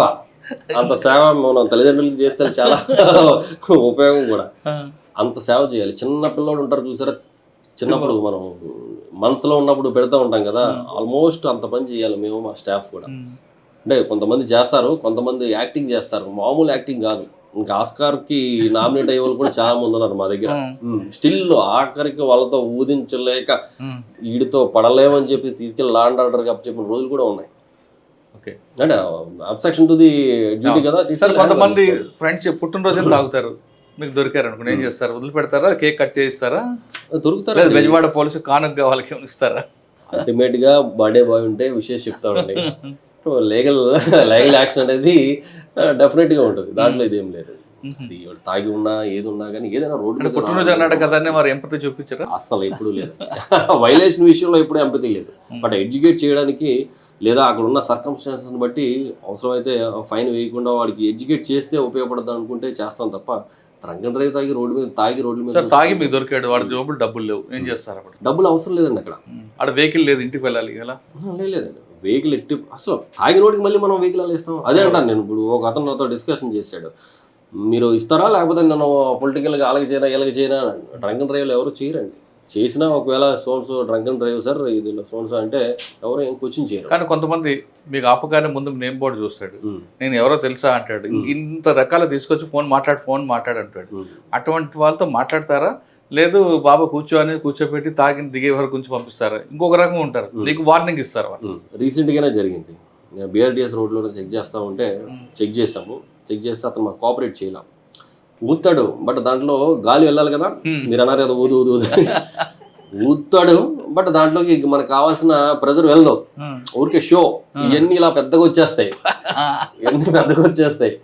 కానీ లోపలికి వెళ్ళాల్సిన అమౌంట్ ఆఫ్ ప్రెజర్ లోపలికి వెళ్దాం. జనరల్గా అది మామూలు కామన్గా ఊదితే సరిపోద్దండి, అది రీడింగ్ వచ్చేస్తుంది. అది కూడా ఊదడం ఎంత షో చేస్తాడంటే ఈ మాత్రం పెద్దగా అయిపోయి వీడేదో నిజంగా ఎఫర్ట్ పెడుతున్నట్టు అనిపిస్తూ ఉంటుంది. బట్ బై ఎక్స్పీరియన్స్ మనకు తెలుసు వాడు ఏం చేస్తున్నాడు. అలా కాదు నాన్న ఇలా వదాలి అని చెప్పేసి మనం ఎక్స్ప్లెయిన్ చేస్తాం. ఫస్ట్ పేషెంట్స్ కూడా మాట్లాడతాం, తర్వాత కొంత డోస్ పెంచుతాం, తర్వాత మనం కూడా ఎగ్జాస్ట్ అయిపోయే పరిస్థితి తీసుకొస్తూ ఉంటాడు. అప్పుడు ఒకసారి లా అండ్ ఆర్డర్ స్టేషన్ తీసుకెళ్ళిపోతాం, జీపేకి తీసుకొచ్చిన తర్వాత లేదు సార్ ఇప్పుడు ఊతానంటాడు, అప్పుడు వస్తుంది కరెక్ట్గా. చూస్తే ఆవిడది 300-400 వెళ్ళిపోతుంది. సార్ ఎంత ఎంఎం ఉంటే అయితే ఈ కేసులో అతను ఊదిన తర్వాత బండి వదిలేయమన్నాడు. బండి వదిలేను సార్, నేను సో దాంట్లో మేనేజర్ని బండి వదిలేయండి అన్నాడు. బండి ఎలా వదులుతాము, నువ్వు తాగి ఉండి నిన్ను పట్టుకున్నా నీ బండి నీకు ఎలా వదులుతాడు? పర్లేదు సార్ నేను పర్ఫెక్ట్గా ఉన్నాను, స్టడీగా ఉన్నాను అన్నాడు. నువ్వు స్టడీగా ఉన్నావు అది నీకు తెలుసు, నువ్వు ఎంత స్టడీగా ఉన్నావో మాకు తెలుసు, బండి ఇవ్వడానికి లేదు అటు సార్ మీరు ఏదనుకుంటున్నారో నేను వాళ్ళు తెలుసు వీళ్ళు తెలుసారు అన్నాడు. ఎవరు తెలిసినా కానీ బండి మాత్రం నీకు ఇవ్వనమ్మా అని చెప్పాను. ఒక లీడర్కి చేస్తే చెప్పాను ఇతను కండిషన్ బాగాలేదండి, బండి ఇవ్వను, బట్ బండి రిలీజ్ చేస్తాను, బట్ వేరే పర్సన్ని పంపించండి అతనికి ఇచ్చి పంపిస్తాను, ఇతని మీద కేసు బుక్ చేస్తామని అంటే ఇతను వెంటనే ప్లేట్ చేంజ్ చేసేసి వెంటనే సిఏ గారు నన్ను తిట్టారు, నన్ను కొట్టారు, అది ఇది హల్చల్ చేసి TV9తో మాట్లాడుతున్నాను అని చెప్పి హలో TV9 అన్నాడు. TV9 రా బాబు అని చెప్పేసి అంటే సరే అయితే నువ్వు ఎవరికి చేస్తావో చేయను, TV9 అన్న NTV అన్నాడు, AB అన్నాడు, ఈనాడు అందరికీ కొట్టాడు వరుసగా. సరే అని చెప్పి ఒక ఫోన్ కాల్ వచ్చింది నాకు, ఒక ప్రెస్ ఆయన నుంచి ఫోన్ వచ్చింది. సార్ ఏంటి సార్ ఇదేదో మా వాడు ఫ్రెండ్ సార్ ఏదో జరుగుతుంది, ఏదో తిట్టారు కొట్టారు అన్నాడు. బాబు ప్రతిదీ ఆయన సార్ మా దగ్గరికి విజిట్ చేసిన ప్రతి ఫస్ట్ స్టెప్ దగ్గర నుంచి కూడా ఇప్పుడు ఈ కథాకళి వరకు కూడా ప్రతిదీ రికార్డెడ్, ఎవ్రీథింగ్ రికార్డెడ్ అయింది, మా దగ్గర రికార్డు కూడా ఉంది, మీరు వస్తే మీకు ప్లే చేస్తా ఉన్నారు. సారీ సార్ ఏంటి సార్ అన్నాడు, ఇది ఇలా జరిగింది, మీకు కావాలంటే బండి పంపిస్తాము, బట్ ఇతనికైతే ఇవ్వము, ఇతనేమో కోర్టుకి వెళ్ళి ఫైన్ పే చేసుకోవాలి, ఇతను మాత్రం పరిస్థితి బాగాలేదు, క్రిమినల్ కేసు బుక్ చేయిస్తాము, చాలా ఇదిగా మాట్లాడతాడు అని చెప్పేసి చెప్తే ఇతను ఇంకా రకరకాలుగా అన్ని ప్రయత్నాలు చేసేసిన తర్వాత ఒక 41 అవర్కి మరి వేసింది దిగిపోయిందో తెలియలేదు, లేకపోతే ఏం జరిగిందో తెలియలేదు, వెంటనే లెగ్స్ కాళ్ళు పట్టుకుంటాను వదిలేయండి అని. నువ్వు కాలు కాదు కదా ఏం పట్టుకున్నా వదిలే ప్రసక్తి లేదు, ముందు లా అండ్ ఆర్డర్కి వెళ్ళి లా అండ్ ఆర్డర్కి హ్యాండ్ ఓవర్. సార్ ఇటువంటి కేసుల్లో వాళ్ళతో ఆర్గ్యుమెంట్ చేయకుండా కరెక్ట్గా లాండ్ ఆర్డర్ తీసుకొచ్చి 353 పెడితే బెస్ట్ టైం కదా. అంటే 353 అనేది అసాల్ట్ అన్ని సందర్భాల్లోనూ చేయాలంటే ప్రతి ఒక్కరిని పెట్టాలండి డ్రంక్ అండ్ డ్రైవ్లో. చేస్తారు నెట్టుతుంటారు సార్. కొన్ని విజువల్స్ చూస్తున్నాం మిమ్మల్ని మీ సిబ్బంది నెట్టే విజువల్స్ కూడా కనిపిస్తున్నాయి. అంటే అది ఆల్మోస్ట్ రాదండి, అది ఎక్కడో చాలా 0.01%. అంటే ప్రభుత్వం ఉద్యోగిని విధుల్లో అడ్డుకోవడం ఉంది క్రైమే కదండి. క్రైమ్ అది కూడా కాదు. మాకు డ్రంక్ అండ్ డ్రైవ్కి మనం మిషన్ ఏదైతే మనం ఇస్తామో ఆ మిషన్ వాడు సరిగ్గా దాన్ని ఇచ్చేయకపోయినా సరే మనం అడ్డుకున్నట్టే. సో మనం మన ప్రయత్నం ముందు చేసిన తర్వాత ఇప్పుడు లాండ్ ఆర్డర్కి బోల్డ్ హెడేక్ ఉంటుంది సార్. ప్రతిదీ మనం తీసుకెళ్ళి అక్కడ పెట్టాలంటే వాళ్ళకి హెడేక్ కదా. సో మాక్సిమం మనం ప్రయత్నం చేస్తాం. వాడు కూడా కండిషన్ బాగాలేదు కదా కాబట్టి అక్కడ నాన్సెన్స్ ఇక్కడ చేసినప్పుడు అక్కడ చేయడం, అక్కడ చేస్తాడు నాన్సెన్స్ చేస్తాడు. సో ఎందుకంటే మాక్సిమం మనమే అక్కడ చూసి కాని పక్షంలో అక్కడ పంపిస్తాం. సార్ ఒక వీడియోలో చూసా, నేను జుడిషియరీ అని చెప్తాడు, తర్వాత వాళ్ళ వైఫ్ జుడిషియరీ అంటాడు. ఇటువంటి మనకి కన్ఫ్యూజ్ చేసినప్పుడు అనిపిస్తుంటుందండి. ఏం లేదు, రకరకాల ప్రొఫెషన్స్ బయటకు వచ్చిన తర్వాత వాళ్ళు కారులో ఇప్పుడు పెళ్ళి పాలు తాగేటప్పుడు కళ్ళు మూసుకుని తాగుద్ది అంటారు, ఎవరో చూడలేదని అనుకుంటారు. నేను డ్రింక్ చేసి కార్లో వెళ్ళిపోతుంటే నన్ను ఎవరో చూడలేదు కదా అని అనుకుంటే మిషన్ పెట్టి చెక్ చేస్తే వస్తుంది కదా. వచ్చిన తర్వాత అన్ని బయటకు వస్తూ ఉంటాయి. వాళ్ళు రకరకాల ఎక్స్పీరియన్స్ అడుగుతారు. ఎంత తాగితే కేసు అవుతుంది? 30 అండి. 30 mg అనేది జనరల్గా ఆ మిషన్ మనకి డిటెక్ట్ చేస్తే 31 వచ్చినా సరే 30 వచ్చినా సరే మనం చేస్తాం. 30 బిలో వస్తే కౌన్సిలింగ్ చేసి వార్నింగ్ చేసి పంపించడం, వాళ్ళ తాలూకు వాళ్ళకి ఎవరికైనా పిలిపించి హ్యాండ్ ఓవర్ చేయడం జనరల్గా చేస్తాం. బట్ లీగల్గా మనం కేసు బుక్ చేయడం కోసం అయితే 30 అనేది కంపల్సరీగా క్రాస్ చేయాలి. ఓకే, 30 రావాలంటే ఎంత తాగాలి వాళ్ళు? జనరల్గా ఎంత తాగాలనేది కాదు, మనం జస్ట్ అప్పుడే ఒక 90 ml కానీ లేకపోతే ఒక సింగిల్ బీర్ కానీ అప్పుడే తీసుకున్న వాళ్ళు కూడా ఆటోమేటిక్గా ఎలాగో డిటెక్ట్ అయిపోద్ది. సో ఎంటీ స్టమక్ మీద ఒక 1 hour 2 hours బ్యాక్ తీసుకున్నప్పటికీ కూడా డిటెక్ట్ అయిపోతూ ఉంటుంది ఒక్కొక్కసారి వాడు. లేకపోతే ఒక్కొక్కడు తాగాడని మనకు తెలిసిపోతూ ఉంటుంది, బట్ రీడింగ్ రాదు. వాడు మనం ఒకసారి ఎలా అంటే వాడి స్టామినాని బట్టి, అంటే ఎక్కువ డ్యూరేషన్ ఎక్కువ ఉండి మనకి స్మెల్ వస్తుంది. అది డ్రంక్ అండ్ డ్రైవ్ మనకు తెలిసిపోతూ ఉంటుంది, కానీ మనకి డిటెక్ట్ అవ్వదు. 15లో 20లో అటువంటి కేసులు దొరికిన ఏం చేస్తారన్నప్పుడు పంపించేస్తాం. ఖచ్చితంగా తాలూకాలో ఎవరో వాళ్ళకి చెప్పి ఇది డ్రంక్ అండ్ డ్రైవ్, బట్ మేము కేసు బుక్ చేయట్లేదు కాబట్టి మీరు బండి ఇతను ఎవరో ఒకరు వచ్చి తీసుకెళ్ళదని చెప్తాము. బట్ లీగల్గా మనం బుక్ చేయడానికి అవ్వదు కాబట్టి వార్న్ చేసి పంపించడం జరుగుతుంది. ఓకే, ఇటువంటి కేసులు ఎదురవుతున్నప్పుడు అనిపిస్తుంటుందా మీకు ఎందుకు వీళ్ళతో ఉద్యోగం అని? అలా ఏం లేదండి, అది పార్ట్ ఆఫ్ ది జాబ్ అంతే. నన్ను సరదాగా దాంట్లో కూడా ఒక్కొక్కసారి మాకు ఫన్నీగా అనిపిస్తూ ఉంటుంది. ఆ టైం ఒక్కోసారి వీళ్ళతో మాట్లాడుతున్నప్పుడు లేకపోతే వీళ్ళతో కన్వర్జేషన్స్లో ఒక రకమైన మనకు కూడా సెల్ఫ్గా లెసన్స్ వస్తూ ఉంటాయి. సో మనకు కూడా అదే రూల్ కదా, మనకు కూడా అదే రూల్. సో మనం కానీ మన బంధువులు కానీ అదే చెప్తూ ఉంటాం. ఈ డిఫరెంట్ కేసెస్ ఏమైనా జరిగినప్పుడు మన బంధువులు ఎవడన్నా ఇలాంటి కేసు ఉన్నప్పుడు వాడికి ఫోన్ చేసి చెప్తాం, అరే నువ్వు కూడా ఇలా చేస్తూ ఉంటావు కదా, ఈరోజు ఇలా తగిలింది, నువ్వు జాగ్రత్తగా ఉండు, ఎక్కడైనా తగిలి ఫోన్ చేసావా నేను పర్టికులర్గా లోపల ఏమని చెప్తాను నేను చెప్తూ ఉంటాను. అలా కొంతమంది నేను నిన్న తాగానండి ఇవాళ మీద వచ్చింది ఆర్గ్యుమెంట్ చేస్తారు. నిన్న తాగితే ఇవాళ వస్తుందా? చాలా మంది అసలు తాగలేదనే చెప్తారు, అస్సలు తాగలేదంటారు. నేను అడుగుతూ ఉంటాం, అస్సలు తాగలేదంటారు. కొద్దిగా తాగండి, కొద్దిగా అంటారు. అస్సలు తాగనోడు మళ్ళీ అడిగినప్పుడు కొద్దిగా తాగాను అంటాడు. ఎంత తాగాను అంటే ఒక్కటి తాగాను అంటాడు. అలాగా అంటే జనరల్గా నిన్న తాగితే ఇవాళ ఎందుకు వస్తుంటే ఆల్మోస్ట్ రాదు, మన రీడింగ్లో కూడా ఆల్మోస్ట్ రాదు. కానీ వాడు చెప్తుంటాడు కదా నిన్న తాగానండి ఇవాళ అబద్ధం జస్ట్ ఫ్రెష్గా వేసుకుని వస్తూ ఉంటారు వీళ్ళంతా కూడా. మనం జనరల్గా 90 అంటాడు, మీరు మాట్లాడితే 3 90 చెప్తాడు వాడు. మొన్న పట్టుకున్నప్పుడు కూడా కొంతమంది. ఇంకొకటి దీంట్లో ఏంటంటే దీంట్లో నిజాయితీ గల పీపుల్ చాలా మంది ఉంటారండి, నిజాయితీగా ఉంటారు. అడిగినట్టు మనం ఒకటంటే లేదు సార్ నేను 3 వేసాను అంటాడు ఒకడు. మొన్న ఏదో వీడియో చూసా, ఒక ఆయన 30 ml 90 అంటే పక్కన ఫ్రెండ్ వచ్చి కాదురా మనం 390 వేసామని చెప్పిస్తుంటాడు. నిజాయితీగా ఉంటారు. అంటే కొంతమంది పనులు చేసుకునే వాళ్ళు ఉంటారు, పాపం వాళ్ళకి తెలియదు మనం ఏం చెక్ చేస్తున్నాము, మనం తర్వాత ఏం చేస్తామో కూడా వాళ్ళకి నాలెడ్జ్ ఉంటుంది జనరల్గా కూడా. అలాంటి వాళ్ళకి కొంత మనం పేషెన్స్తో చెప్పి అలా కాదు ఇది మరి లీగల్గా తప్పనిసరి పరిస్థితుల్లో పెట్టాల్సి వస్తుంది, మీరు ఇలా చేయకూడదని చెప్తూ ఉంటాము. ఇంకొకసారి వాళ్ళు ఇంట్లో ఫ్యామిలీ మెంబర్స్ మీద ఒట్లేస్తూ ఉంటారు, ఈ క్షణం నుంచి మేము తాగమని అక్కడ శబదాలు చేస్తూ ఉంటారు. అంటే తాగారు కాబట్టి అది శబదం మనం ఎలాగో తీసుకోవాలి.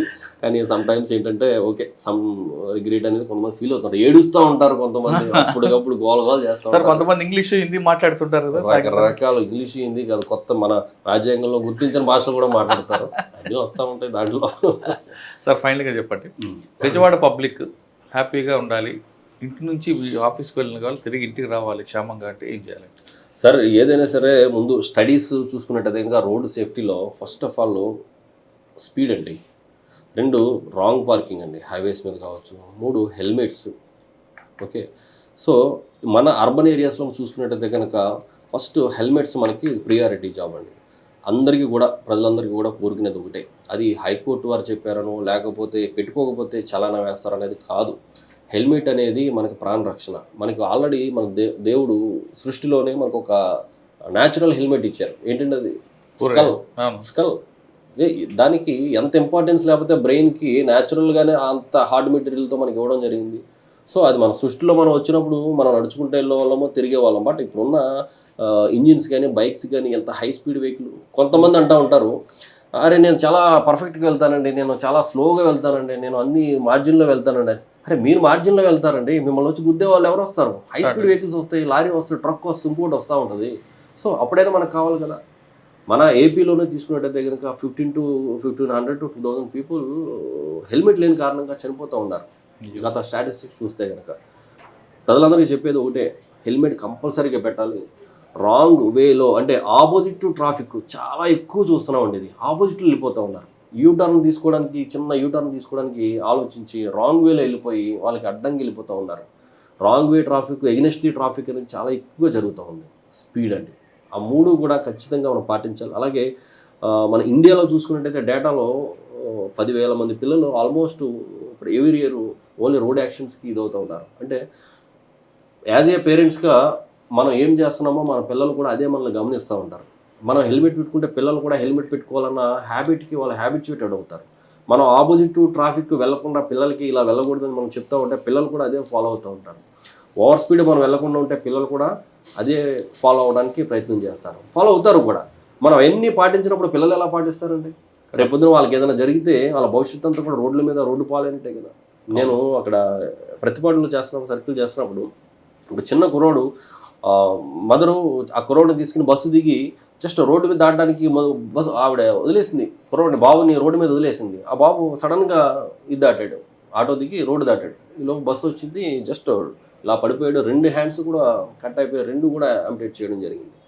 ఆ పిల్లవాడు భవిష్యత్తు అంటే రేపొద్దుట ఏం హ్యాండ్స్ పెడితే, ఏ జైపూరు ఏ పెడితే ఏం లాభం అండి? కుర్రోడు జీవితం పోయినట్టే కదా. అలా ఎంతోమంది పిల్లలు స్కూల్కి వెళ్ళేటప్పుడు, వచ్చేటప్పుడు, రోడ్లు దాటేటప్పుడు డీబోర్డింగ్, బోర్డింగ్, ఇవన్నీ కూడా అందరూ కూడా జాగ్రత్తలు ఖచ్చితంగా పాటించాలి. ఇంటి నుంచి వెళ్ళిన వ్యక్తి తిరిగి క్షేమంగా రావాలంటే ట్రాఫిక్ నిబంధనలు పాటించాలంటున్నారు బెజవాడ పోలీసులు. ముఖ్యంగా ట్రాఫిక్ నిబంధనలు పాటించకుండా హెల్మెట్ పెట్టుకోకపోతే మనకి నష్టం. కోర్టు చెప్పిందనో లేదని పోలీసులు చూసి పెట్టుకోవడం కాదు, మనగా మనలో పుట్టాలి. బయట నుంచి వచ్చిన వ్యక్తి ఇంట్లో నుంచి బయటకు వస్తున్నప్పుడు సెల్ ఫోన్ ఎలా క్యారీ చేస్తామో ఫోన్తో పాటు హెల్మెట్ కూడా క్యారీ చేయని అంటున్నారు కిషోర్ బాబు గారు. ఆయన ట్రాఫిక్ వైలేటర్స్ని ఒక ఎంపతిగా చూస్తాను, కానీ డ్రంక్ అండ్ డ్రైవర్ దొరికితే మాత్రం అక్కడ ఎంపతి ఉండదు, రూల్ ఆఫ్ లా కరెక్ట్గా వెళ్తుందని చెప్తున్నారు. ఖచ్చితంగా మీరందరూ కూడా హెల్మెట్ పెట్టుకోండి, ట్రాఫిక్ నిబంధనలు పాటించండి. అన్నిటికన్నా ఇంపార్టెంట్ ట్రాఫిక్ పోలీసులకి గౌరవం ఇవ్వడం నేర్చుకోండి. ఇది ఈ వారం కిషోర్ బాబు గారితో ఎక్సలు చెప్పారు. ఖచ్చితంగా మీరందరూ కూడా అందరూ హ్యాపీగా ఉండాలి. మీరు హ్యాపీగా ఉండడం కాదు, మీరు పర్ఫెక్ట్ డ్రైవింగ్ చేయడం కాదు, మీ ఆపోజిట్ వ్యక్తి కూడా డ్రైవింగ్ కరెక్ట్గా ఉంటేనే మీరు క్షేమంగా వెళ్తారనే విషయాన్ని మీరు గుర్తించండి. ఇది కిషోర్ బాబు గారితో ఎక్సలు చెప్పారు. వచ్చే వారం మరో గెస్ట్తో మళ్ళీ కలుద్దాం. అంతవరకు నమస్తే, థ్యాంక్ యూ అండి, థ్యాంక్ యూ వెరీ మచ్. మరొకసారి బెజవాడ పోలీస్కి, traffic police. Thank you sir. ఇంకొక పాయింట్ చెప్పడం మర్చిపోయాను. అంటే బండి మీద జనరల్గా వైఫ్ కూర్చుంటూ ఉంటారు. మన విజయవాడ పరిసర ప్రాంతాల్లో మేము ఈ హెల్మెట్ డ్రైవ్ స్టార్ట్ చేసిన తర్వాత చూస్తే అంటే ప్రతి దానికి ఒక సొల్యూషన్ ఎదుర్కొంటాం కదా మనం, హ్యూమన్ సైకాలజీ కదా. సో వీళ్ళు దూరం నుంచి చూసినప్పుడు హెల్మెట్ ఉండట్లేదు, మా దగ్గరికి సిగ్నల్ దగ్గరికి వచ్చినప్పుడు హెల్మెట్ ఉంటుంది. ఇతనికి ఎలా వస్తుందని చెప్పేసి మేము చిన్న స్టడీ చేసాం. స్టడీ అంటే సరదా ఫన్నీగా చెప్తున్నాను. ఏం చేస్తున్నారంటే మదర్స్ కానీ వైఫ్స్ కానీ చక్కగా స్మార్ట్గా ఇప్పుడైతే జంక్షన్ దగ్గరికి వస్తుందో వాళ్ళ చేతిలో ఉన్న హెల్మెట్ని టక్ మంది తీసుకుని వాళ్ళు పెడుతున్నారు. మా దగ్గరికి వచ్చినప్పుడు హెల్మెట్ ఉంటుంది, దూరంగా చూస్తే హెల్మెట్ ఉండదు. అలా పెట్టే క్రమంలో ఒక్కొక్కసారి తిప్పేసి కూడా పెడుతున్నారు వీళ్ళు, తిప్పేసి కూడా పెడతా ఉన్నారు. ఒక్కొక్కడు హెల్మెట్ మొత్తం క్లోజ్ అయిపోయి వచ్చి కంగారు పడిపోయే పరిస్థితులు కూడా ఉన్నాయి. ఒక్కొక్కడు దాంట్లో కవర్స్, పాలిథిన్ కవర్స్, ఒక్కొక్కసారి లోపల ఏదైనా బ్యాగ్స్ హెల్మెట్లో పెట్టుకుంటారు. కొంతమంది సెల్ ఫోన్లో పెడతారు, కొంతమంది మొన్న ఉల్లిపాయలు టమాటాలు కూడా పెట్టారు. సార్ హెల్మెట్ పెడతారు కొంతమంది, కింద బెల్ట్ పెట్టరు. హెల్మెట్ ఉంది కదా అంటాడు, కింద బెల్ట్ అవసరం లేదా? అదే ఇప్పుడు లాక్ చేయగలదా? అసలు మీరు హెల్మెట్ పెట్టించడానికే మాకు ఇక్కడ ఇదవుతుంది కదా. మీరు ఇంకా బెల్ట్ సంగతి చెప్పారు. మేము ప్రతిదీ హెల్మెట్ అనేది బెల్ట్ లేకపోతే వితౌట్ బెల్ట్ హెల్మెట్ పెట్టుకుని అనేది ఉపయోగమే లేదు. అవును. మేము దగ్గర చాలా పడుతుంది. మందికి వందల వేల మందికి నేను మా సిబ్బంది ఆ బెల్ట్లు తగిలించుంటాం. ఎందుకంటే హెల్మెట్ అది ఎవరైతే బెల్ట్ పెట్టలేదో వాళ్ళు పక్కాగా ట్రాఫిక్ పోలీస్ కోసం పెట్టారని మాకు అర్థమైపోతుంది. ఈజీ అది అర్థమైపోతుంది. సో ఈ ఉల్లిపాయలు టమాటాలు పెట్టిన వాళ్ళు కూడా ఒక్కోసారి కన్ఫ్యూజ్లో టమాటాలతో పాటు పెట్టుకునే వాళ్ళు కూడా ఉన్నారు. సో అంత చిత్రం ఇది. మొన్న వెహికల్ చెకింగ్ చేస్తుంటే ఒక బండి మీద 5 members వెళ్తున్నారు. ఒక స్కూటీ మీద 5 members వెళ్తా ఉన్నారు. 2-wheeler 5 members. ఫ్రంట్ 2 ఉన్నారు, వెనకాల పేరెంట్, మధ్యలో 2 టోటల్గా ఉన్నారు. అసలు వెహికల్ కిట్టకిట్లా ఆడుతూ ఉంది. అసలు అది ఒక ఆటో కూడా 4 in all అండి బాబు, ఇది 5. Innova car. ఆపి ఏంటి నాయనా ఇదేంటి వ్యానా లేకపోతే ఏంటి అని అడిగితే లే సార్ నేను పక్క నుంచి వెళ్ళిపోతానండి. నువ్వు పక్క నుంచి వెళ్ళిపోవడం కాదు స్వామి, అసలు ఎక్కడికి వెళ్తాను అంటే డీమార్ట్కి మొత్తం ఫ్యామిలీని వేసుకుని వెళ్ళిపోతున్నారు ఆయన. ఏం అవసరం అండి డీమార్ట్కి? అంతమంది చిన్న పిల్లలు కూడా డీమార్ట్కి వెళ్ళిపోవాలి. కరెక్ట్కి వెళ్ళి ఆపోజిట్ వాడు కొట్టినప్పుడు ఆపోజిట్ పక్కన వదలండి. అసలు ఇతను హ్యాండిల్ తిరగకపోవడం వల్ల చాలా పెద్ద ప్రమాదం జరుగుతుంది. ఈయన ఇమీడియట్గా వెళ్ళిపోయి డీమార్ట్లో చిన్న పిల్లలతో సహా చేసేసి పర్చేజ్ చేసే అవసరం ఏముంది? పైగా ఇంకోటి డీమార్ట్లో కొన్న సామాన్లు ఎక్కడ పెడతాడండి? ఆటోలోనే, ఇన్నోవా ఆ వ్యాన్లోనే పెట్టాలా? అలా ఇంకొకటి చూస్తూ ఉంటే చాలామంది పవర్ బైక్స్ మేము ఆపినప్పుడు వాళ్ళతో మాట్లాడినప్పుడు చూస్తూ ఉంటే బ్యాక్గ్రౌండ్స్ అసలు పాపం పేరెంట్స్ చాలా 5,000 10,000 రూపాయలకి పనులు చేసుకునే పేరెంట్స్ పిల్లలకి లక్షల రూపాయల బైకులు కొంటా ఉన్నారు ఫైనాన్స్ మీద తీసుకొచ్చి. వాళ్ళకి వచ్చే ఏదో ఒక లోను హ్యాండ్ లోను లేకపోతే అప్పు చేసో తీసుకొచ్చే 2 లక్షలు 3 లక్షల రూపాయల బైక్స్ పిల్లలకి ఇస్తూ ఉన్నారు. వాళ్ళందరికీ ఒకటే చెప్తున్నాం, అంత కాస్ట్లీ బైక్స్ పిల్లలకి ఇవ్వాల్సిన అవసరం ఏంటండి? మన దగ్గర ఏమి ఎకనామిక్గా వెనకాల మన దగ్గర ఏమీ లేదు, స్తోమత లేదు. స్తోమత వదిలేసేయండి. నా కొడుకు ఇష్టంతో పోలిస్తే నా స్తోమత ఏం కాదు, నేనే కష్టపడి తీర్చుకుంటానంటారా? నో ప్రాబ్లం, కరెక్టే. కానీ వాడు రేపు పొద్దున కనీసం వాడి భవిష్యత్తు అన్న బాగుండాలి అని అంటే వాడికి కనీసం ఆ బైక్ ఇచ్చిన తర్వాత వాడి ఆలోచనలు కానీ వాడి చేష్టలు కానీ రోడ్డు మీద కూర్చొని వాడు చేసే ప్రవర్తించే తీరు కానీ చాలా భయంకరంగా ఉంటుందండి. దానికి నెంబర్ ప్లేట్ ఉండదండి, దానికి వాడికి డ్రైవింగ్ లైసెన్స్ ఉండదండి, హెల్మెట్ ఉండదండి, స్నేక్ డ్రైవింగ్ చేసుకుంటూ వెళ్ళిపోతూ ఉంటాడు, జిగ్జాగ్లో చేసుకుంటూ పోతూ ఉంటాడు, అసలు రకరకాల హ్యాబిట్స్ చేసుకుంటా ఉంటారు. అంత కాస్ట్లీ బైక్ వాడే రోడ్డు మంది ఉన్నాయి లేవి. అదేంటన్నా ఉన్న దాంట్లోనే అదే కదా ఇప్పుడు జనాలు భయపడేది. చాలా మంది ఆగి చెప్తూ ఉంటారు, సార్ అక్కడ వాడు చూడండి ఎలా వెళ్ళిపోతాడో, మేము అలా చూసేమన్నా ఫోటోలు తీసుకొచ్చి మాకు ఇస్తూ ఉంటారు. తల్లిదండ్రులకి అందరూ కూడా నేను చేసే విజ్ఞప్తి ఒకటే, మన స్తోమత గురించి అనేది ఆ బండి అనేది క్వశ్చన్ కాదు అక్కడ. బట్ ఆ బండి మనకు అవసరమా లేదా, మన కొడుకులకి మన పిల్లలకి ఆ బండి అవసరమా లేదా? మొన్న ఒక పేరెంట్ ఒక సన్ను ఎదురు పడితే నేను అదే చెప్పాను, నేను అమ్మ 3 లక్షల రూపాయలు 2,50,000 రూపాయల బైక్ మీరు ఇచ్చారు కదా, మీరేమో చూస్తే ఒక చెప్పుల షాప్లో చిన్న పని డైలీ వేస్ట్ చేసుకునే మీరు, ఆ భర్త కూడా అదే పని పూల కొట్టు ఏదో చెప్పారు, వాడికి 2,50,000 రూపాయల బైక్, ఆమె మెడలో ఏదో ఆర్డినరీ తాడు అండి, మామూలు తాడు రోప్ వేసుకున్నారు ఆమె తల్లి. వీడేమో ఎంజాయ్ చేస్తూ ఉన్నాడు, బీటెక్ సెకండ్ ఇయర్, సబ్జెక్టులు ఏమో ఏమి బ్యాక్లాగ్ ఉంటాయి, అతను గిడ్డాలు పెంచుకుని. ఇప్పుడు ఏం అవసరం అమ్మా తల్లిని అడిగితే ఆమె నిజంగా రియలైజ్ సార్ అది ఇమ్మీడియట్గా నేను ఆ బండి ఇచ్చేసి ఏదన్నా మాకు తగ్గ బండి ఏదైనా తీసుకుంటాను, వీడు చదువు అయ్యే వరకు నేను కొన్ను అని చెప్పాను. నేను అదే అన్నాను, వాడు బాగుండి వాడు బాగా చదువుకుని వాడు బాగా సెటిల్ అయితే ఐఏఎస్ సివిల్స్ రాసి ఐఏఎస్ అవ్వచ్చు, ఐపీఎస్ అవ్వచ్చు, లేకపోతే గ్రూప్స్ రాసి మంచి పోస్టులు కొట్టచ్చు, దెన్ అప్పుడు నేను కారులో తిప్పుతాడమ్మా. ఇప్పుడు ఏం అవసరం? నిజంగా నువ్వు కొనిచ్చిన బండి వల్ల ఆడు మోజుపడి అడిగినందుకు నువ్వు కొన్నావు, ఆ బండి వల్ల ఈ లైఫ్ ఇప్పుడు కెరీర్ అనేది ఇప్పుడు నాశనం అయిపోతూ ఉంటుంది, తర్వాత కాదు. వాడు అలవాట్లు కానీ వాడి ఫ్రెండ్స్ కానీ, ఒక బండి పవర్ బైక్ వచ్చిన తర్వాత ఇంట్లో పెట్టుకుని ఉంటాడండి, రోడ్డు బైక్ వచ్చిన తర్వాత బలాదు తిరగొద్దా చెప్తే నిజంగా షిరిలైజ్. అలాగే వేరే ఇంకొక మదరు, ఆమె కూడా విఎంసీలో వర్క్ చేస్తూ ఉంటుంది. ఆమె చాలా తక్కువ శాలరీ 15,000 రూపాయలు, 3 లక్షల రూపాయల బైక్. ఆమె అయితే ఆమెకి చెప్తే నిజంగా కళ్ళ నీళ్ళు పెట్టుకుని ఏడ్చింది ఆమె. నేను వెంటనే ఈ బైక్ నేను తీయించేస్తాను, అసలు ఇది కాదంటే వాడు అడిగాడని ఇచ్చాను తప్ప దీని వెనకాల ఎంత ఉందని నేను ఊహించలేదు, వాడి భవిష్యత్తుకి ఇదే నష్టం కలిగి చేసేటట్టు ఉంది, మీరు చెప్పిన దాన్ని బట్టి నేను ఇమ్మీడియట్గా అది ఆపించేస్తాను అని షీ రియలైజ్. సో అవసరం లేదు.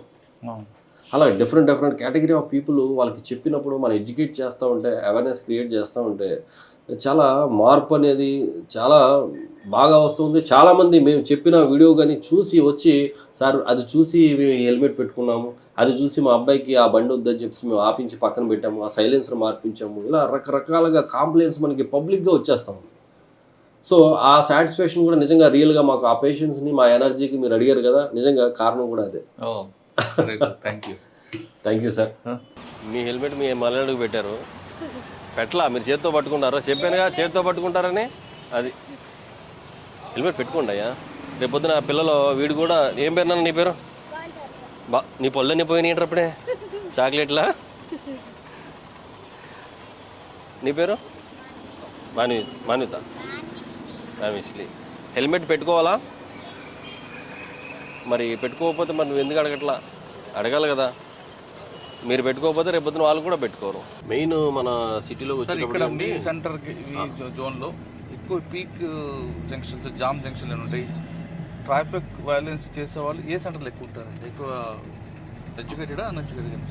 మనకి మెయిన్ ఈ ఏరియా అంతా కూడా సత్యనారాయణపురం అంతా కూడా కొద్దిగా మాస్ గ్యాదరింగ్ ఎక్కువ ఉంటుందండి. అంటే చిన్న చిన్న వ్యాపార సంస్థలు అవన్నీ ఎక్కువగా ఉంటాయి. అంటే హైఫైగా కాకుండా కొంత ఫ్రూట్ మార్కెట్స్, లేకపోతే వెజిటేబుల్ మార్కెట్స్, చిన్న చిన్న వ్యాపారాలు ఎక్కువగా ఉంటాయి. సో అలాగే మనకి BRTS అని చెప్పేసి ఒక ర్యాపిడ్ ట్రాన్స్పోర్ట్ సిస్టమ్కి సంబంధించిన ఒక ప్లానింగ్లో భాగంగా ఈ రోడ్డు ఇంతకుముందు ఇక్కడ రైల్వే ట్రాక్ ఉండేది, దాని ప్లేస్లో ట్రాక్ తీసేసి రోడ్డు వేయడం జరిగింది. యాక్చువల్ కనెక్టివిటీ అక్కడ ఇంకా ఎక్స్టెండ్ చేయాల్సింది ఇక్కడ ఆగిపోయింది. సో ఆ రోడ్డు మనకి ఎక్కువగా ఈ వెహికులర్ మూవ్మెంట్ అనేది చాలా హెవీగా ఉంటుందండి. మనకి 5 జంక్షన్స్ ఉన్నాయి మన టోటల్గా. అలాగే సత్యనారాయణపురంలో మెయిన్గా మనకి రైల్వే స్టేషన్ కూడా మన దాంట్లోకి వస్తుంది, మన పరిధిలోకి. సో ఈ పీపుల్ స్టేషన్కి వెళ్ళే వాళ్ళు కావచ్చు, వచ్చేవాళ్ళు కావచ్చు, లేకపోతే ఈ సరౌండింగ్ ఏరియాకి సంబంధించినంత కూడా ఈజీగా ఉంటుందని ఈ BRTS రోడ్ని తీసుకోవడం జరుగుతుంది. వీళ్ళు రాంగ్ రూట్లో వస్తున్నారు కదండి వీళ్ళంతా. ఇప్పుడు చూసారా ఈ రాంగ్ రూట్. సో ఆయన బాబుని తీసుకురావడానికి వచ్చాడు, హెల్మెట్ పెట్టాడు, సంతోషమే, బట్ రాంగ్ రూట్లో వస్తున్నాడు. రేపు పొద్దున ఆ బాబు కూడా అదే ఫాలో అవుతాడు. అలాగే మైనర్ డ్రైవింగ్ కూడా అండి, ఎక్కువగా మైనర్ డ్రైవింగ్ కూడా ఎక్కువగా మనం చూస్తూ ఉన్నాం. చూడండి, అతను రాంగ్ రూట్లో వస్తున్నా ఫీలింగ్ కూడా లేకుండా ఎంత దర్జాగా వచ్చేస్తున్నాడు ఇతను. చూడండి, ఇక్కడ ఈ రూట్లో ఎక్కువ రాంగ్ రూట్ కనిపిస్తుంది. స్కూల్ ఉంది కదా ఇక్కడ, ఆ స్కూల్ దగ్గరికి వెళ్ళి వీళ్ళంతా కూడా రాంగ్ రూట్లో, కొన్ని రాంగ్ రూట్లో వస్తున్నా బాధ, బెంగ, భయం కానీ మనల్ని ఎవడన్నా గుద్దేస్తాడో లేదా మనం గుద్దేస్తామన్న ఫీలింగ్ కూడా లేదు. సార్, రాంగ్ రూట్లో యాక్సిడెంట్ జరిగింది అనుకోండి, గుద్దిన వ్యక్తికి కానీ అవతల వ్యక్తికి కానీ, అంటే నడిపిన వ్యక్తికి కానీ ఇన్సూరెన్స్ వస్తుంది? రాంగ్ రూట్లో వస్తున్నప్పుడు ఇప్పుడు ఎవరైతే రాంగ్ రూట్లో వస్తున్నాడో అతనికి ఏ విధమైన పోనీ అక్కడ వస్తుంది. రాంగ్ రూట్లో వచ్చిన వ్యక్తికి ఏ విధమైన బెనిఫిట్స్ రావండి. రాంగ్ రూట్లో నడిపిన వ్యక్తికి ఏ విధమైన బెనిఫిట్, చూడండి ఇతను కూడా రాంగ్ రూట్లో వస్తూ ఉన్నాడు, వెనకాల అబ్బాయిని ఎక్కించుకున్నాడు. వాళ్ళకి ఏం వస్తుంది బెనిఫిట్, ఎలా వస్తుంది? క్లెయిమ్ చేస్తే అవ్వదు అతనికి, క్లెయిమ్ చేస్తే అవ్వదు అతనికి. ఎందుకంటే ఇంత తెలిసిన కూడా రారా, తెలిసి రారా, లేదంటే నిర్లక్ష్యం, ఏమనుకోవాలి? ఏమంటే ఇది it's a common sense. Wrong రూట్లో వెళ్తే ఏదైనా యాక్సిడెంట్ జరుగుద్ది అనేది common sense.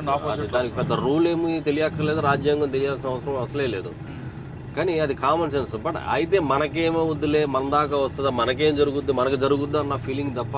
And for more videos, please subscribe to iDream. Please subscribe to iDream. Please subscribe iDream. And please subscribe to iDream. For more videos, subscribe to iDream. please like, share and subscribe to the channel. Congratulations, iDream. Subscribe to iDream. Subscribe to iDream. So subscribe to iDream Media. iDream ki iDream team andarki huge congratulations. Please subscribe iDream Media. Please subscribe to iDream. Subscribe iDream. Please subscribe to iDream. iDream అంటే నా కళల channel subscribe చేసుకున్న నోరు తిరుగుతలేదు, మీరైతే గంట గుర్తు కొట్టండి. For more such videos, please subscribe to iDream. Subscribe to iDream. Please subscribe to iDream. Please subscribe iDream Media. Please do subscribe to iDream. Please subscribe to iDream Media. For best entertainment and information, please subscribe iDream. And don't forget to subscribe to iDream.